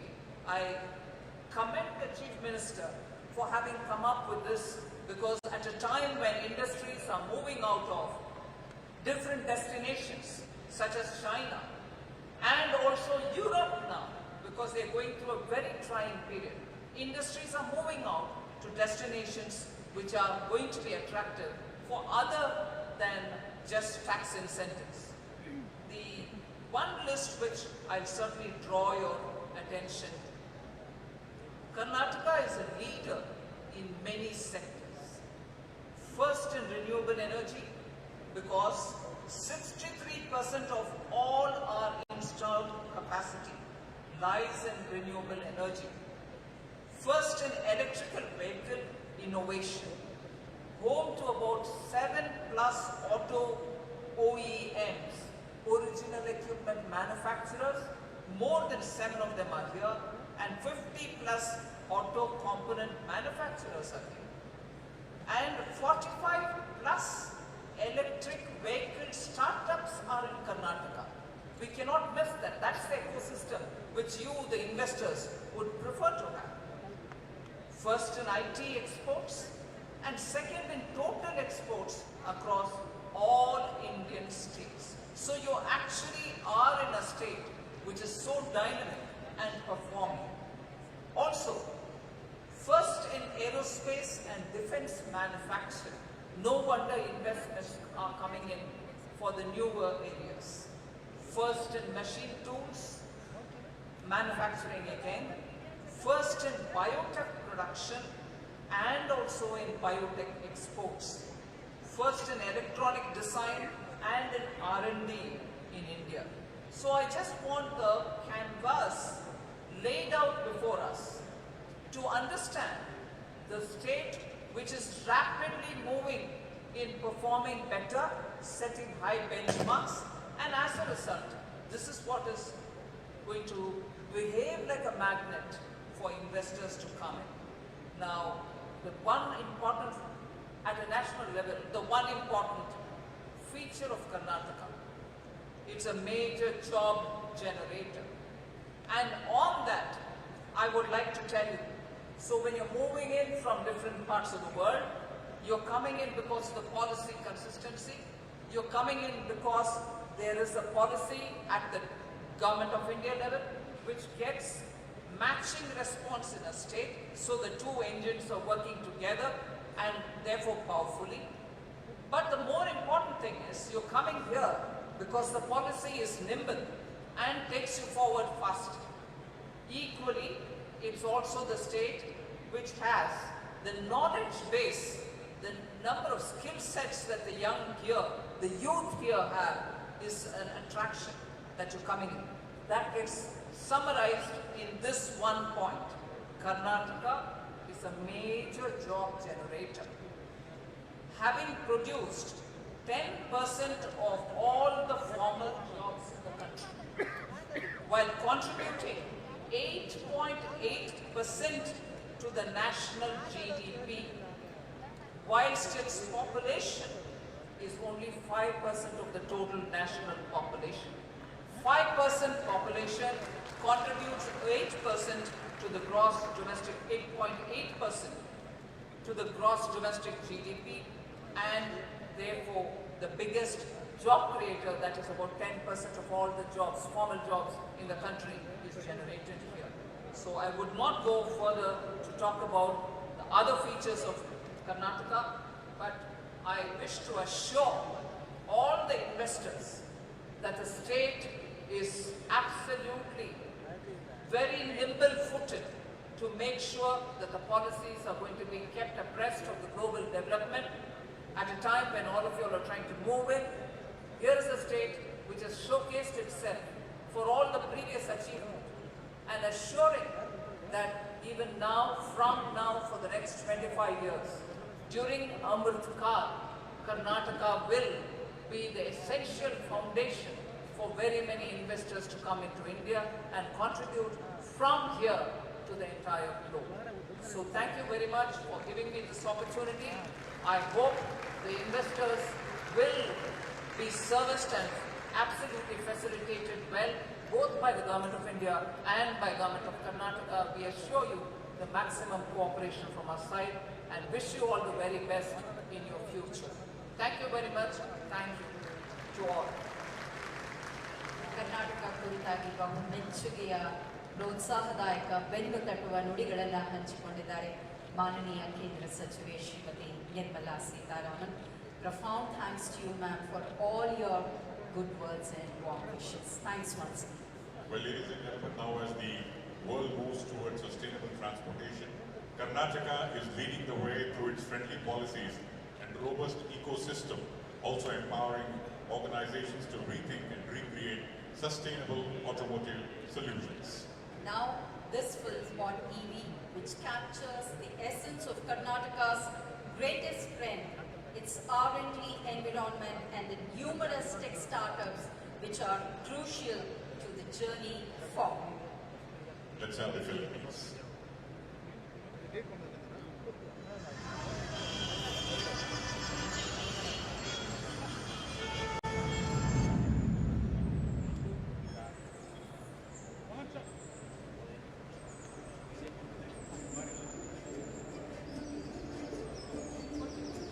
They say change is the only constant. And when change captures the imagination, it becomes a revolution. We in Karnataka are excited to be a part of the global dream of sustainable transportation. Innovations that will make vehicles cleaner, greener, faster, smarter. We were pioneers in developing electric vehicles. Today, our ecosystem drives the future. We help the biggest names build automotive solutions of tomorrow. The best infrastructure supports the greatest ideas. As brands push to solve the most challenging problems, we empower them. Our network of highly specialized technical institutions is the foundation of our skilled and talented pool of automotive engineers. Our human resources are our greatest strength. They are the ones who create. They are the ones who dream. We are home to some of the most enterprising startups in the world. These innovative minds are pushing boundaries, building on ideas that are redefining the world of automotives, creating change. We want to bring change through our visionary policies, through our robust ecosystem, through our extraordinary talent pool.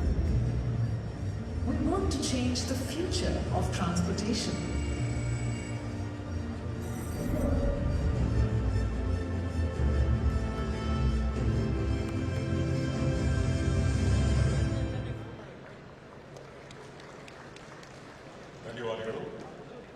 Well, ladies and gentlemen, Karnataka has been a leader in renewable energy and 8 companies have confirmed their plans to further cement this position. Total investments of more than rupees 1.27 lakh crore have been confirmed across solar, wind, hydro and hybrid projects. Pumped hydro storage project and upcoming technology with potential to disrupt the entire renewable landscape is also being mooted in Namma Karnataka. It's MOU time once again, and may we request all the investors to kindly come up on the dais. Renewable energy, iron ore mining, gold mining. We have Pratik Agarwal, Managing Director, Sterlite Power Transmission, Vedanta. Investment to the tune of 80,000 crores. 80,000 ಕೋಟಿಯ investment. After that, the wind, solar, hybrid power project. Mr. Pradeep CA, AGM of Azure Power India, an investment of 13,300 ಕೋಟಿ, 13,300 crores. Wind, solar, hybrid power projects. Shivanand Nimbargi, MD of INA Renewable Power, 12,000 crores. Pump storage project, Devanand V, founder and CEO, Leap Green Energy, 7,500 crores. Wind solar hybrid power projects, and Lawrenson, CEO, EDF Renewables India, 5,500 crores. Wind solar hybrid power project subsector, Jaideep Singh U, Chudam's General Manager, Torrance Power, 5,000 crores, 5,000 koti. Solar power project, Santosh Narayan, Group Head Project Development from Tata Power Renewable Energy, 3,000 crores. Finally, wind solar hybrid power projects, Mahesh Arali, Director, Vena Energy India, 1,300 crores. Ladies and gentlemen, Mr. Pradeep Agarwal, Mr. Pradeep CA, Mr. Shivanand Nimbargi, Mr. Devanand, Mr. R. Lawrenson, Mr. Jaideep Singh, Mr. Santosh Narayan, and Mr. Mahesh Arali. Ladies and gentlemen, we request all of you to kindly stay back. We are going to have the speeches from the Honorable Chief Minister and Governor after this. So kindly stay back. ಅನೇಕರು ಈಗಾಗಲೇ ಓಡಾಟದಲ್ಲಿ ನಿರತರಾಗಿದ್ದೀರಿ. ಕೆಲವೇ ಸಮಯ ನಿಮ್ಮಿಂದ ಬೇಡ್ತಾ ಇದ್ದೇವೆ. ಕಾರಣ ಸನ್ಮಾನ್ಯ ಮುಖ್ಯಮಂತ್ರಿಗಳು, ಮಾನನೀಯ ರಾಜ್ಯಪಾಲರು ಈ ಉದ್ಘಾಟನಾ ವೇದಿಯಲ್ಲಿ ತಮ್ಮ ನುಡಿಗಳನ್ನು ಹಂಚಿಕೊಳ್ಳಲಿದ್ದಾರೆ. And now let's put our hands together and convey our hearty congratulations and good wishes to this team.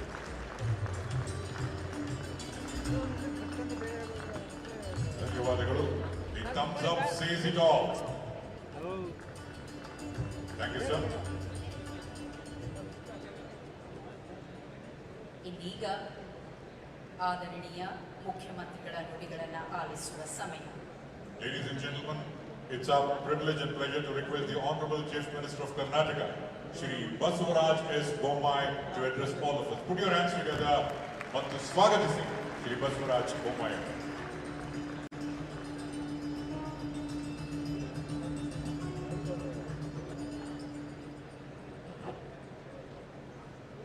ಎಲ್ಲರಿಗೂ ನಮಸ್ಕಾರ.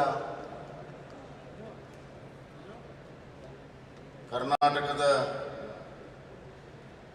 ಆರ್ಥಿಕ ಬೆಳವಣಿಗೆಯಲ್ಲಿ ಇದೊಂದು ಅತ್ಯಂತ ಮಹತ್ವದ ದಿನ ಅಂತ ನಾನು ಭಾವಿಸಿದ್ದೇನೆ. ಕರ್ನಾಟಕದ ಆರ್ಥಿಕ ಪ್ರಗತಿ ಸಮಗ್ರ ಭಾರತದ ಆರ್ಥಿಕ ಪ್ರಗತಿ ಜೊತೆಗೆ ಜೋಡಿಸಿದೆ. ಹೀಗಾಗಿ ಕರ್ನಾಟಕ ಪ್ರಗತಿ ಆಗುವುದು ಅತ್ಯಂತ ಮಹತ್ವದಿದೆ. ಇಂಥ ಒಂದು ಜಾಗತಿಕ ಬಂಡವಾಳ ಹೂಡಿಕೆದಾರರ ಸಮ್ಮೇಳನಕ್ಕೆ ಎಲ್ಲ ಹೂಡಿಕೆದಾರರನ್ನ ಮತ್ತು ಇಲ್ಲಿ ನೆರೆದಂಥ ಎಲ್ಲ ಔದ್ಯೋಗಿಕ ರಂಗದಲ್ಲಿರುವಂಥ ಎಲ್ಲ ಮಹನೀಯರನ್ನ ನಾನು ಮತ್ತೊಮ್ಮೆ ಈ ರಾಜ್ಯದ ಮುಖ್ಯಸ್ಥನಾಗಿ ಹೃದಯಪೂರ್ವಕವಾದಂತಹ ಸ್ವಾಗತವನ್ನು ನಾನು ಕೋರ್ತಾ ಇದ್ದೇನೆ. ಇವತ್ತು ಈ ಜಾಗತಿಕ ಬಂಡವಾಳ ಹೂಡಿಕೆಗೆ ಆಗಮಿಸಿರುವಂಥ ಎಲ್ಲ ಮಹನೀಯರು ಇದರ ಒಂದು ಮಹತ್ವವನ್ನು ಹೆಚ್ಚಿಸಿದ್ದಾರೆ. ಮೊದಲನೇದಾಗಿ ನಮ್ಮ ಗಂತವತ್ತ ರಾಜ್ಯಪಾಲರಾದಂಥ ಶ್ರೀ ತಾವರ್ಚಂದ್ ಗೆಹ್ಲೋಟ್ಜಿ, ನಮ್ಮವರೇ ನಮ್ಮ ರಾಜ್ಯದಿಂದಲೇ ರಾಜ್ಯಸಭೆಗೆ ಪ್ರತಿನಿಧಿಸುವಂಥ ನಮ್ಮ ಹೆಮ್ಮೆಯ ಕೇಂದ್ರದ ಹಣಕಾಸಿನ ಸಚಿವರು, ಇಡೀ ದೇಶದ ಹಣಕಾಸಿನ ಜವಾಬ್ದಾರಿಯನ್ನು ಹೊತ್ತು ಭಾರತ ದೇಶವನ್ನು ಆರ್ಥಿಕ ನಕ್ಷೆಯಲ್ಲಿ ಅತ್ಯಂತ ಉನ್ನತ ಮಟ್ಟಕ್ಕೆ ತೆಗೆದುಕೊಂಡು ಹೋಗಿರುವಂಥ ಸನ್ಮಾನ್ಯ ಶ್ರೀಮತಿ ನಿರ್ಮಲಾ ಸೀತಾರಾಮನ್ ಜಿ, ಇಡೀ ಭಾರತ ದೇಶದ ಔದ್ಯೋಗಿಕ ರಂಗದಲ್ಲಿ ತಮ್ಮದೇ ಆದಂಥ ಹೆಸರನ್ನು ಛಾಪನ್ನು ಮೂಡಿಸಿ ಹಲವಾರು ವರ್ಷ ಭಾರತದ ಇಂಡಸ್ಟ್ರಿ ಮತ್ತು ಕಾಮರ್ಸ್ನಲ್ಲಿ ಪ್ರಗತಿ ಆಗೋದಕ್ಕೆ ಅತ್ಯಂತ ಕ್ಷಮತೆಯಿಂದ ಕೆಲಸ ಮಾಡುತ್ತಿರುವಂಥ union minister for commerce and industry ಸನ್ಮಾನ್ಯ ಶ್ರೀ ಪಿಯೂಷ್ ಗೋಯಲ್ ಜಿ, ನಮ್ಮವರೇ ಕೇಂದ್ರದಲ್ಲಿ ಪ್ರಭಾವಿ ಸಚಿವರಾಗಿ ಕರ್ನಾಟಕವನ್ನು ಅತ್ಯಂತ ಸಮರ್ಥವಾಗಿ ಪ್ರತಿನಿಧಿಸಿ ಇಲ್ಲಿಯ ಎಲ್ಲ ಯೋಜನೆಗಳಿಗೆ ಸಮಸ್ಯೆಗಳಿಗೆ ಪರಿಹಾರವನ್ನು ದೊರಕಿಸಿಕೊಡುವಂಥ ನಾಯಕತ್ವವನ್ನು ವಹಿಸಿರುವಂಥ ಯೂನಿಯನ್ ಮಿನಿಸ್ಟರ್ ಫಾರ್ ಕೋಲ್ ಮೈನ್ಸ್ ಅಂಡ್ ಪಾರ್ಲಿಮೆಂಟರಿ ಅಫೇರ್ಸ್ ಸನ್ಮಾನ್ಯ ಶ್ರೀ ಪ್ರಹ್ಲಾದ್ ಜೋಶಿಜಿ, ಇನ್ನೊಬ್ಬರು ನಮ್ಮವರೇ ಸ್ವಂತ ಇಂಡಸ್ಟ್ರಿಯಲಿಸ್ಟ್ ಆಗಿ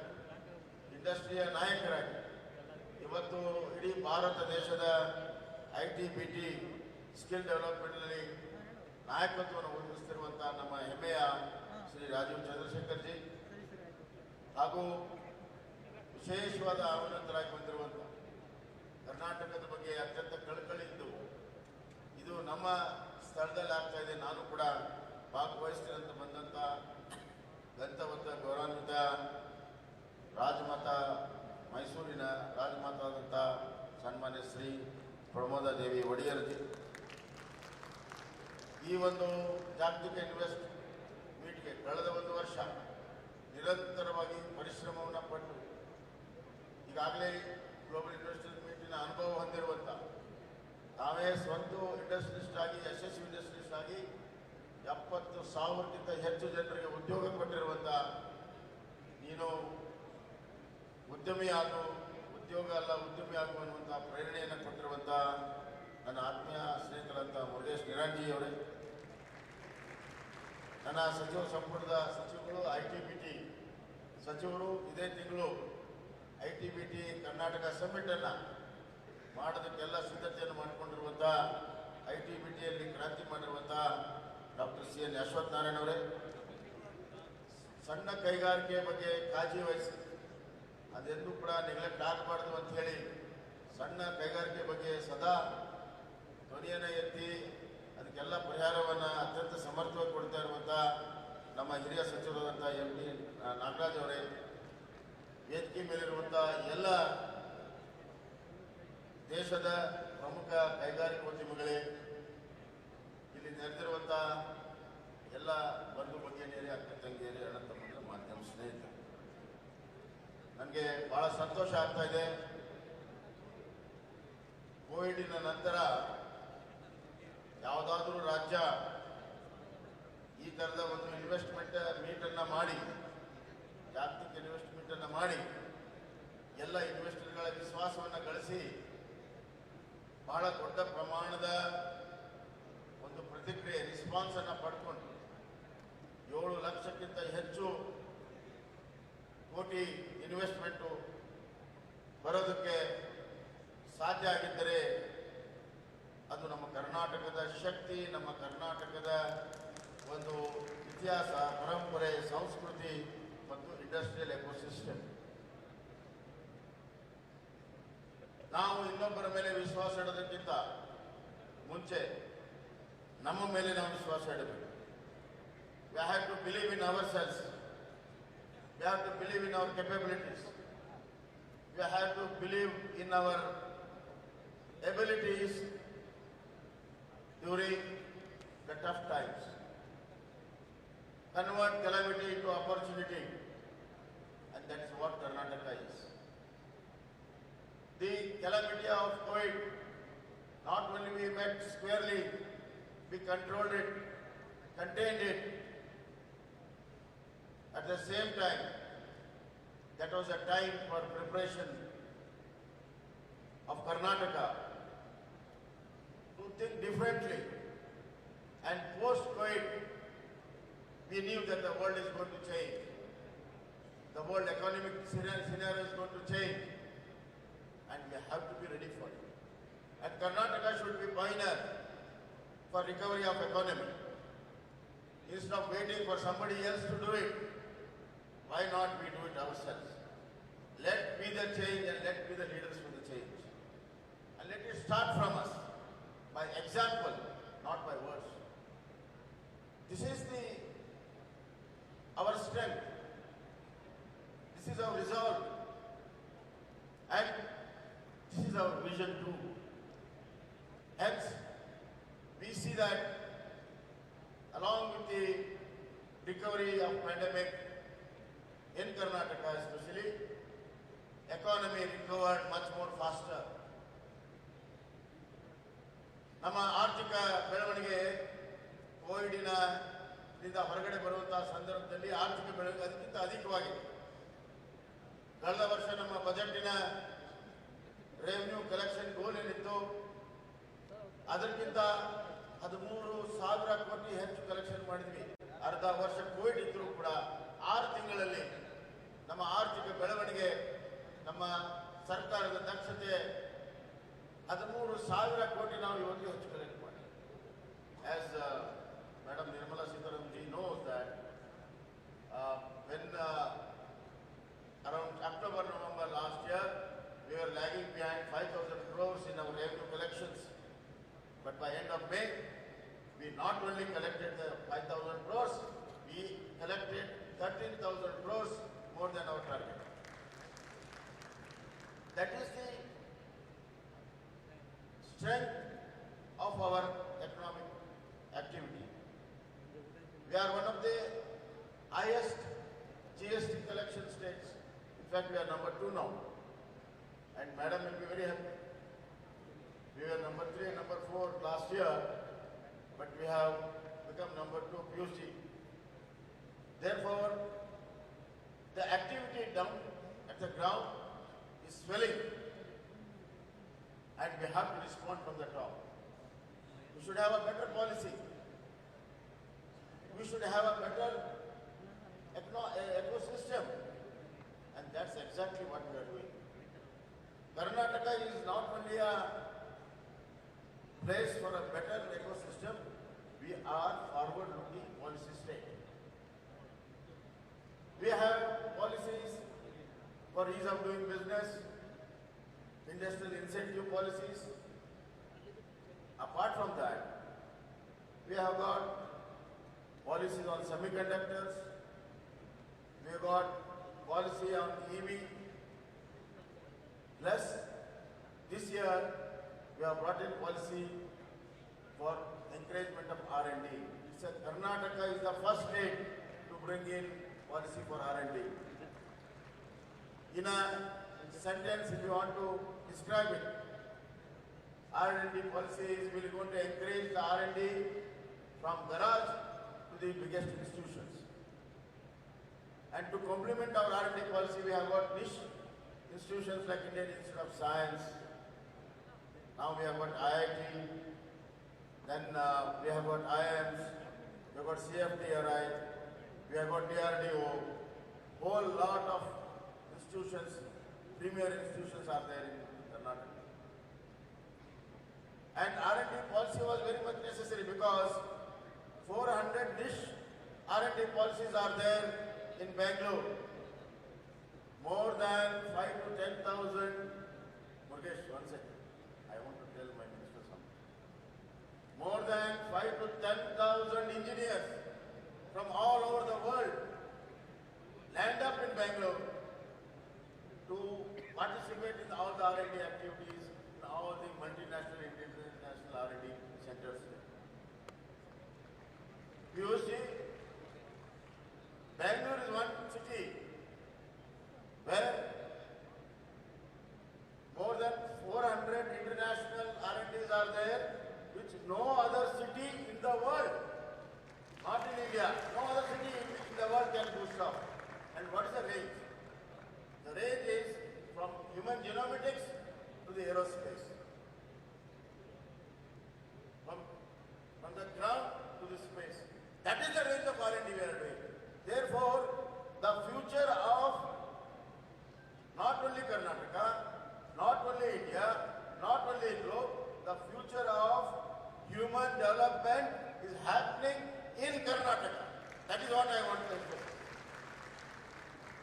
And rightly so, our Niti Ayog has been consistently rating Karnataka as #1 innovation state. And you know, innovation is not an easy job. It is most unrewarding job unless it is recognized. Therefore, we have brought in R&D policy. The second policy which I want to talk is policy on employment. I might be a little wrong, out of place here, but the facts are facts. I have to put forward.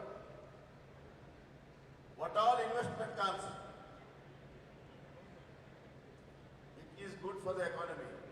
It is good for the economy of the state and the country. But as a head of the state, I have to be very carefully looking into it, what is good for my people also. It is not only good enough for the nation and the state to be rich. It is very much important that people of the country and the state also be benefited. They should also be economically strong. They should be also rich. People of this country and state should be rich. And that comes only through hard work, and the hard work comes through employment opportunities. Therefore, I have made an employment policy. My dear friends who are investing and who are invested, the good news is we are going to give all the incentives on the capital investments. You need not worry. Not even a single percent will be reduced. It can be much more. But those who can employ more, the incentives will be more. If we employ more people, more incentives going to come. And that is going to flow back in the system. Therefore, we have policy where your employees will be very happy, employees will be well paid, they will be very happy, more production output will come to you. Ultimately, in business, whatever we invest, it has to come back. It can come back in the form of profits, it can come back in the form of goodwill, it can come back as a value addition to your products. And that's going to happen in Karnataka. And Karnataka is a place where challenges are met. We are not only part of the problem. Myself and my government want to be a part of solution. There is a solution for all the problems. Hence, there are some issues, policy issues, there might be some infrastructure issues where we will meet them very squarely, sitting on the table across. We can solve all those issues, and we have been solving them. So I want to assure every investor that please come, invest, be prosperous, make the state prosperous, and more than anything else, have a good experience of investment, good experiment of business doing. Karnataka is a place where you feel at home. You feel at home after investing. You can be rest assured that whatever you have invested, whatever you have sown the seed, you will reap the fruits very soon. The failures are very little in Karnataka unless in some other parts. And as our Piyush Goyal ji and Madam has stressed, the competition is most welcome. Some states are really worried about the competition. But I am the one who welcomes the competition. Competition keeps us on our heels and it keeps us efficient. Without competition, it's complacent. With competition, it's efficient. Therefore, our competition is a global competition. We know the economic situation better than anybody. After COVID, the economic scenario of the world has changed. The countries who were giants in economy, they are now fighting their inflation and fighting their decisions. Therefore, the entire other worlds are looking towards the developing countries. And I don't want to stress much more. I think Lucia said that China +1 is the buzzword now. And China +1 destinations are very few. And the major destination is India. This is an opportunity. That's why I said we are going to convert this calamity into opportunity. Hence, we are a special study on this, and we're going to amend a lot of things in favor of the investors so that we take the best of the advantage of the global scenario and compete with the other third world countries where high productivity rate is there. I want Karnataka to be a high productivity rate, highly efficient productions, highly quality productions, and we are going to stress on that. There is no magic in economy. There is no magic in economy, only results. So what matters is results. Therefore, all my concentration is after this investor meet to convert this investment into reality. The investment on paper should be on the ground. That is my aim. Therefore, as a prelude to this, we have already approved more than 2.880 lakh crores of investment before this meeting. The rest of the investments, we will be engaging with them. In the next 3 months, we will decide about the next investments. I want to tell one more thing. Government is into a very serious business making. We are very serious about this. Government is very serious, and I want investors to be also serious. We mean business. Whatever has been signed today should be converted into action. And we'll be going out of the way. We have got certain policies where you have to just issue us an affidavit that these are the things we want to do, these are the permissions we need. You need not wait for the permissions. You can start off within 2 years, you can get all the permissions.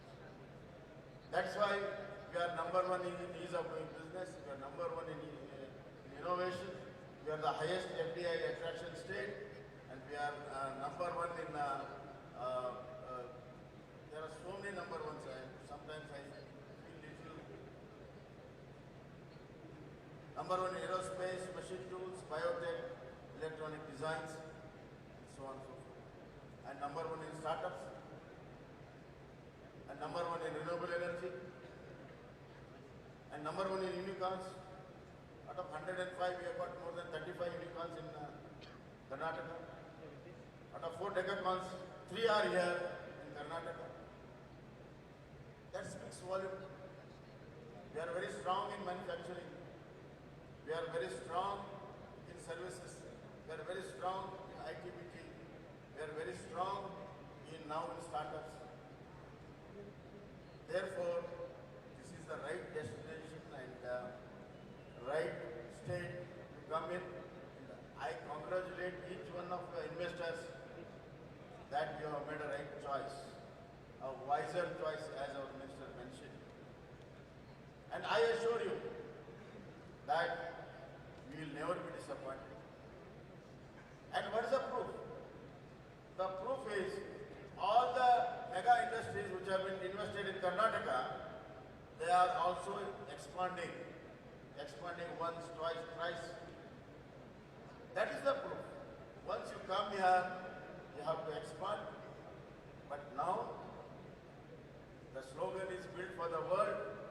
Therefore, expansion is a very small word for us. We want to scale up. I want all my industry to scale up for the world and build for the world. ಈ ಕೆಲಸವನ್ನು ನಾವೆಲ್ಲರೂ ಸೇರಿ ಮಾಡೋಣ. Let us do it together. Now we are all together. We are like a family.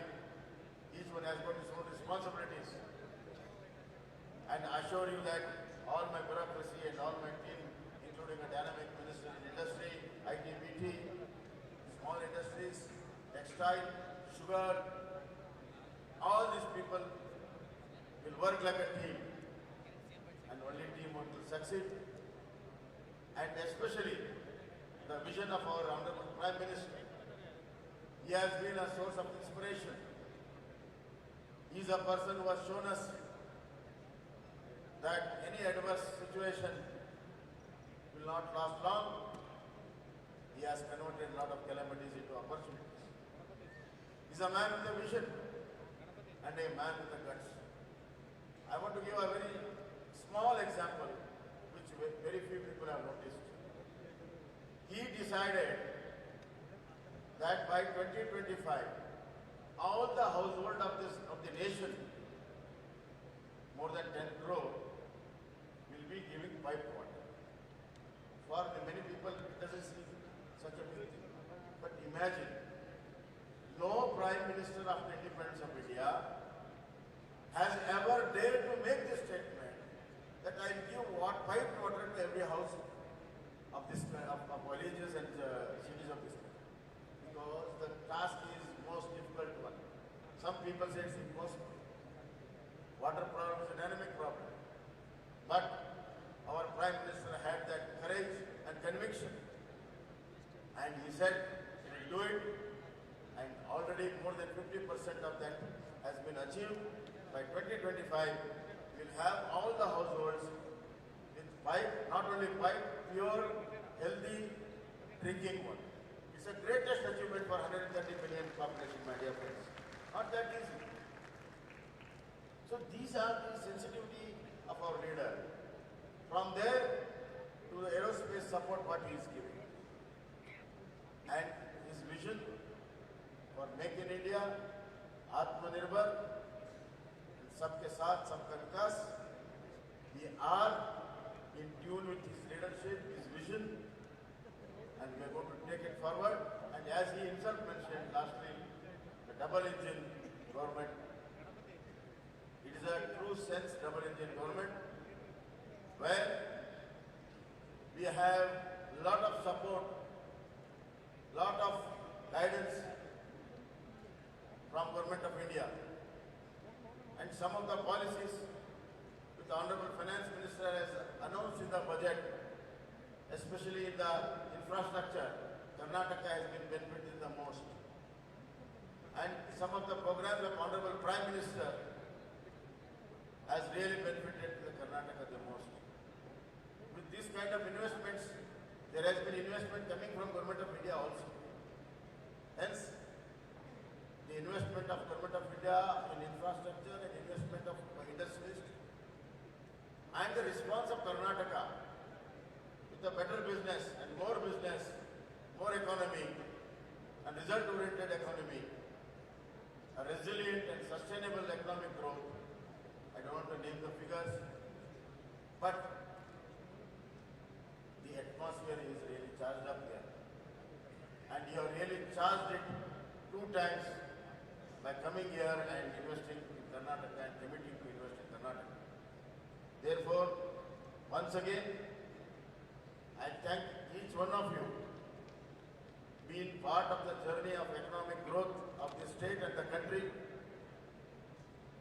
I want to tell you that you have got an important role from today to play, where our Prime Minister dream of $5 trillion economy by 2025.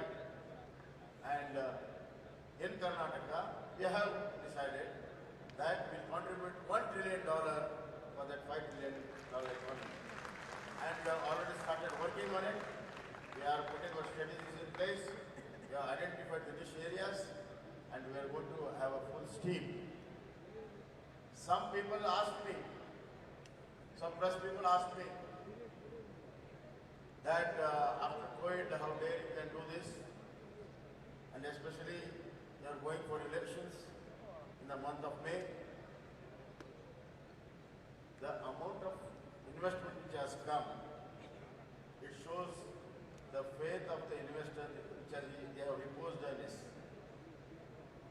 I answered him that we have got faith in our people, we have got faith in the strength of Karnataka, we have got faith in the investors, and I assure all the investors that we will be there next year and that other next year to hand holding, not only hand holding, walking with you shoulder to shoulder. Our government will be there to implement this. That is the commitment. That is the confidence which I want to repose to all the investors as well as the people of Karnataka. That's why I am going to declare that next Karnataka, Invest Karnataka Global Investors Meet will be in 2025 January. That is the confidence which I want to impose. Thank you once again everybody. A big thank you. ಎಲ್ಲರಿಗೂ ಅನಂತ ಧನ್ಯವಾದಗಳು, ಕೃತಜ್ಞತೆಗಳು. ಮತ್ತು ವೇದಿಕೆ ಮೇಲೆ ಇರುವಂಥ ಗಂಧವತ್ತ ಗವರ್ನರಿಂದ ಹಿಡಿದು ಕೇಂದ್ರ ಸಚಿವರಿಂದ ಹಿಡಿದು ನನ್ನ ಸಚಿವ ಸಂಸ್ಥೆಗಳು ಮತ್ತು ಎಲ್ಲ ಉದ್ಯಮಿಗಳು ಮತ್ತು ಎಲ್ಲ ಅಧಿಕಾರಿಗಳಿಗೆ ನನ್ನ ಅನಂತ ಧನ್ಯವಾದಗಳನ್ನು ಹೇಳಿ ನನ್ನ ಮಾತನ್ನು ಮುಗಿಸ್ತೀನಿ. ಎಲ್ಲರಿಗೂ ಶುಭವಾಗಲಿ. ಧನ್ಯವಾದಗಳು. ನಮ್ಮ ಕರುನಾಡು ಅಭಿವೃದ್ಧಿಯ ಪಥದಲ್ಲಿ ಸದಾ ಸರ್ವದ scaling greater heights every minute, assuring promising words shared by Honorable Chief Minister of Karnataka Shri Basavaraj Bommai. ದೊಡ್ಡ ಚಪ್ಪಾಳೆಯೊಂದಿಗೆ ಅವರಿಗೆ ನಮ್ಮ ಕೃತಜ್ಞತೆಗಳನ್ನು ಸಲ್ಲಿಸೋಣ. Thank you so much. Well, ladies and gentlemen, we now request the Honorable Governor of Karnataka, Shri Thawarchand Gehlot ji, to address all of us. Devi aur Sajjano, स्वागत कीजिए Honorable Governor of Karnataka, Shri Thawarchand Gehlot.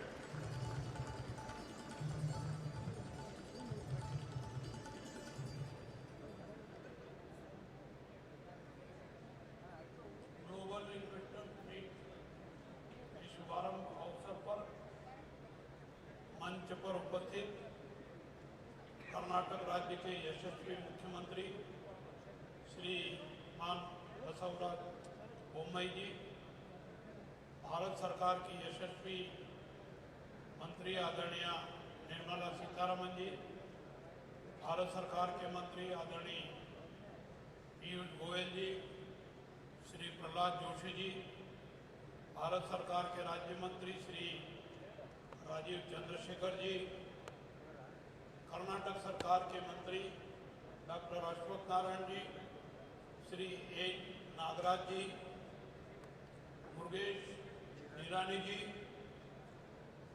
Mysore राज परिवार से संबंधित वहाँ की मुखिया श्रीमती प्रमोदा देवी वाडियार जी, Toyota Kirloskar Motors के vice chairman Shri Vikram Kirloskar जी, आदरणीय जे सहगल जी, विप्रो के चेयरमैन श्री निषद प्रेम जी, भारतीय इंटरप्राइजेज के वाइस चेयरमैन श्री राजन भारती मित्तल जी, JW ग्रुप के चेयरमैन श्री सज्जन जिंदल जी,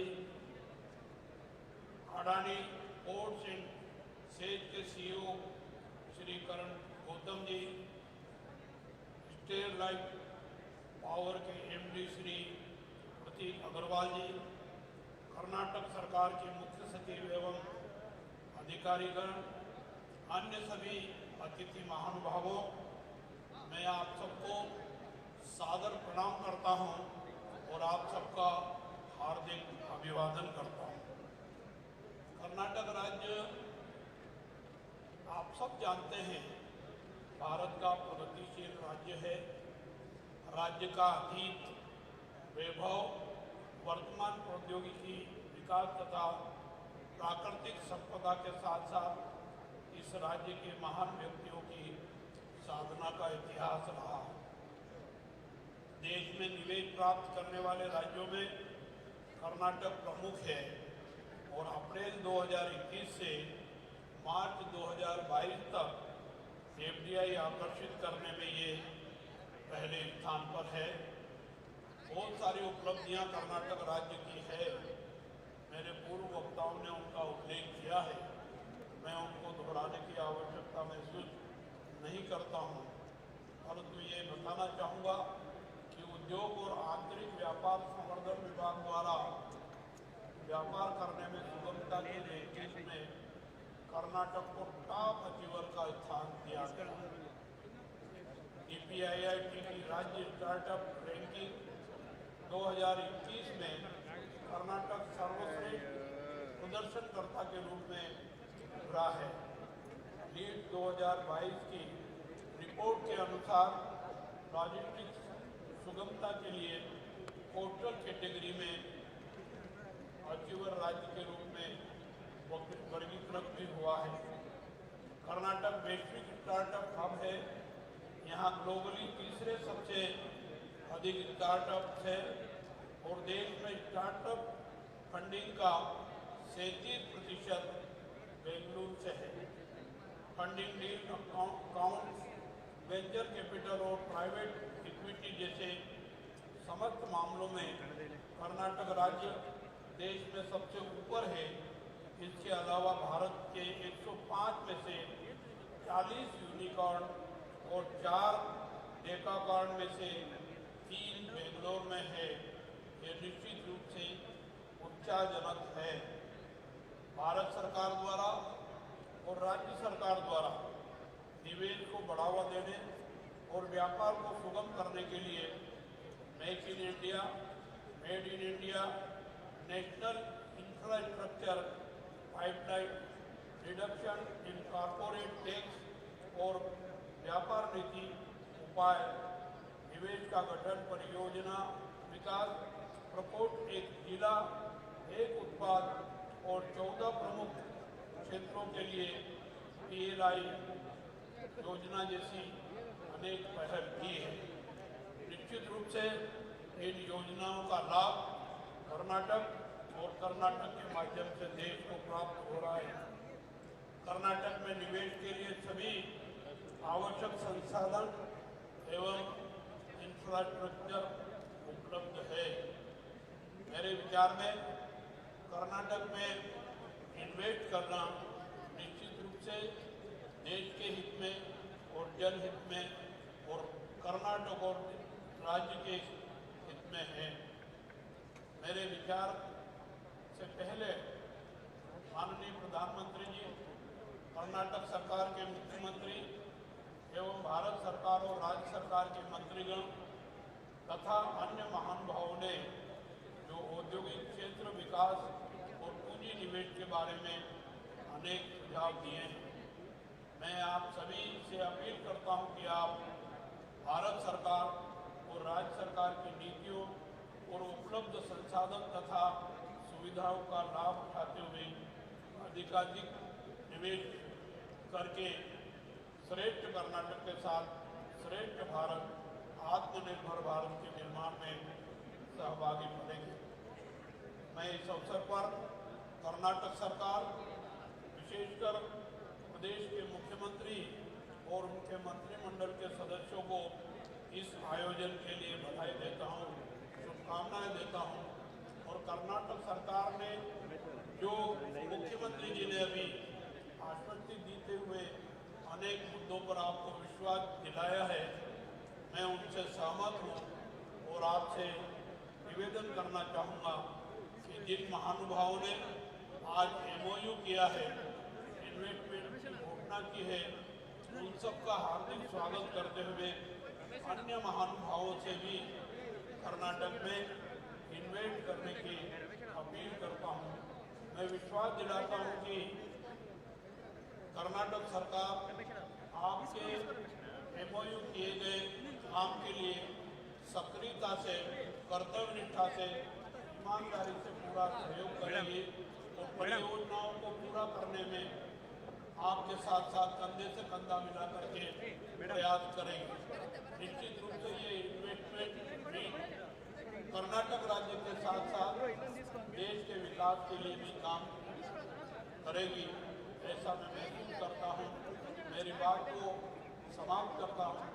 आप सबके प्रति यहाँ आने पर आभार व्यक्त करता हूँ और विश्वास व्यक्त करता हूँ कि आप और हम सब देश को विकसित राष्ट्र बनाने में सहभागी बनेंगे। जय हिंद, जय Bharat.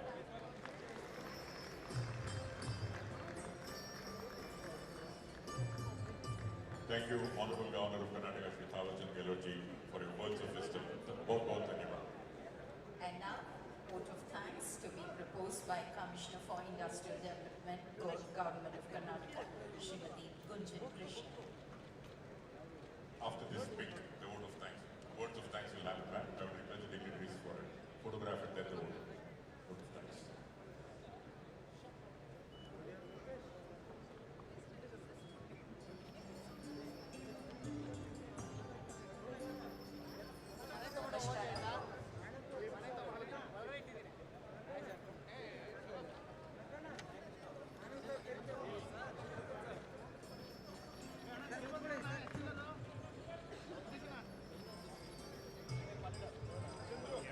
This is the spirit of Karnataka, ladies and gentlemen. ವೇದಿಕೆಯಲ್ಲಿರುವಂತಹ ಎಲ್ಲ ಗಣ್ಯರಿಗೆ ನಮ್ಮ ವಂದನೆಗಳನ್ನ ಅರ್ಪಿಸುತ್ತೇವೆ. ವಂದನಾರ್ಪಣೆ ಇದೀಗ Shrimati Gunjan Krishna. We request the dignitaries to kindly take your seats for the vote of thanks. I request all of you to kindly be seated, madam. Dignitaries on the dais. I request Madam Gunjan Krishna for proposed vote of thanks.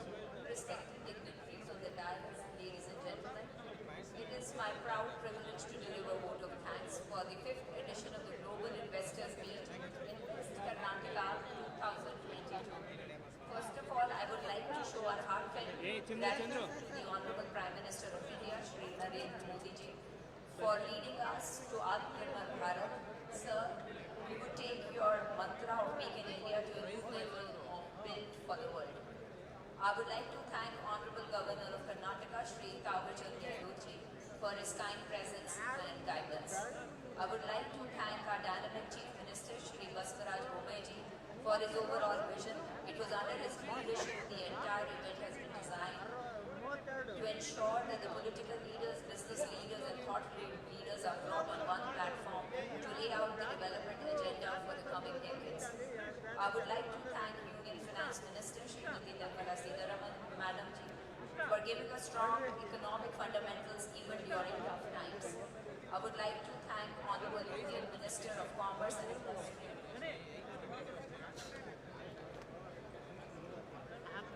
So, on the popular note, a big thank you to everyone on the dais, all the ladies and gentlemen, kindly join us for lunch. Thank you so much. Ladies and gentlemen, with regards to the lunch break for the media friends, it's on the left-hand side of the stage. All other delegates can go on to the right-hand side, and immediately after lunch, we will have the inauguration at the exhibition hall, and thereafter we will have the inauguration of the exhibition at National Gallery of Modern Art, and the buses are arranged for you people to reach that inauguration session at National Gallery of Modern Art. Ladies and gentlemen, we will have the session on agri-tech and also the country partner session with Japan.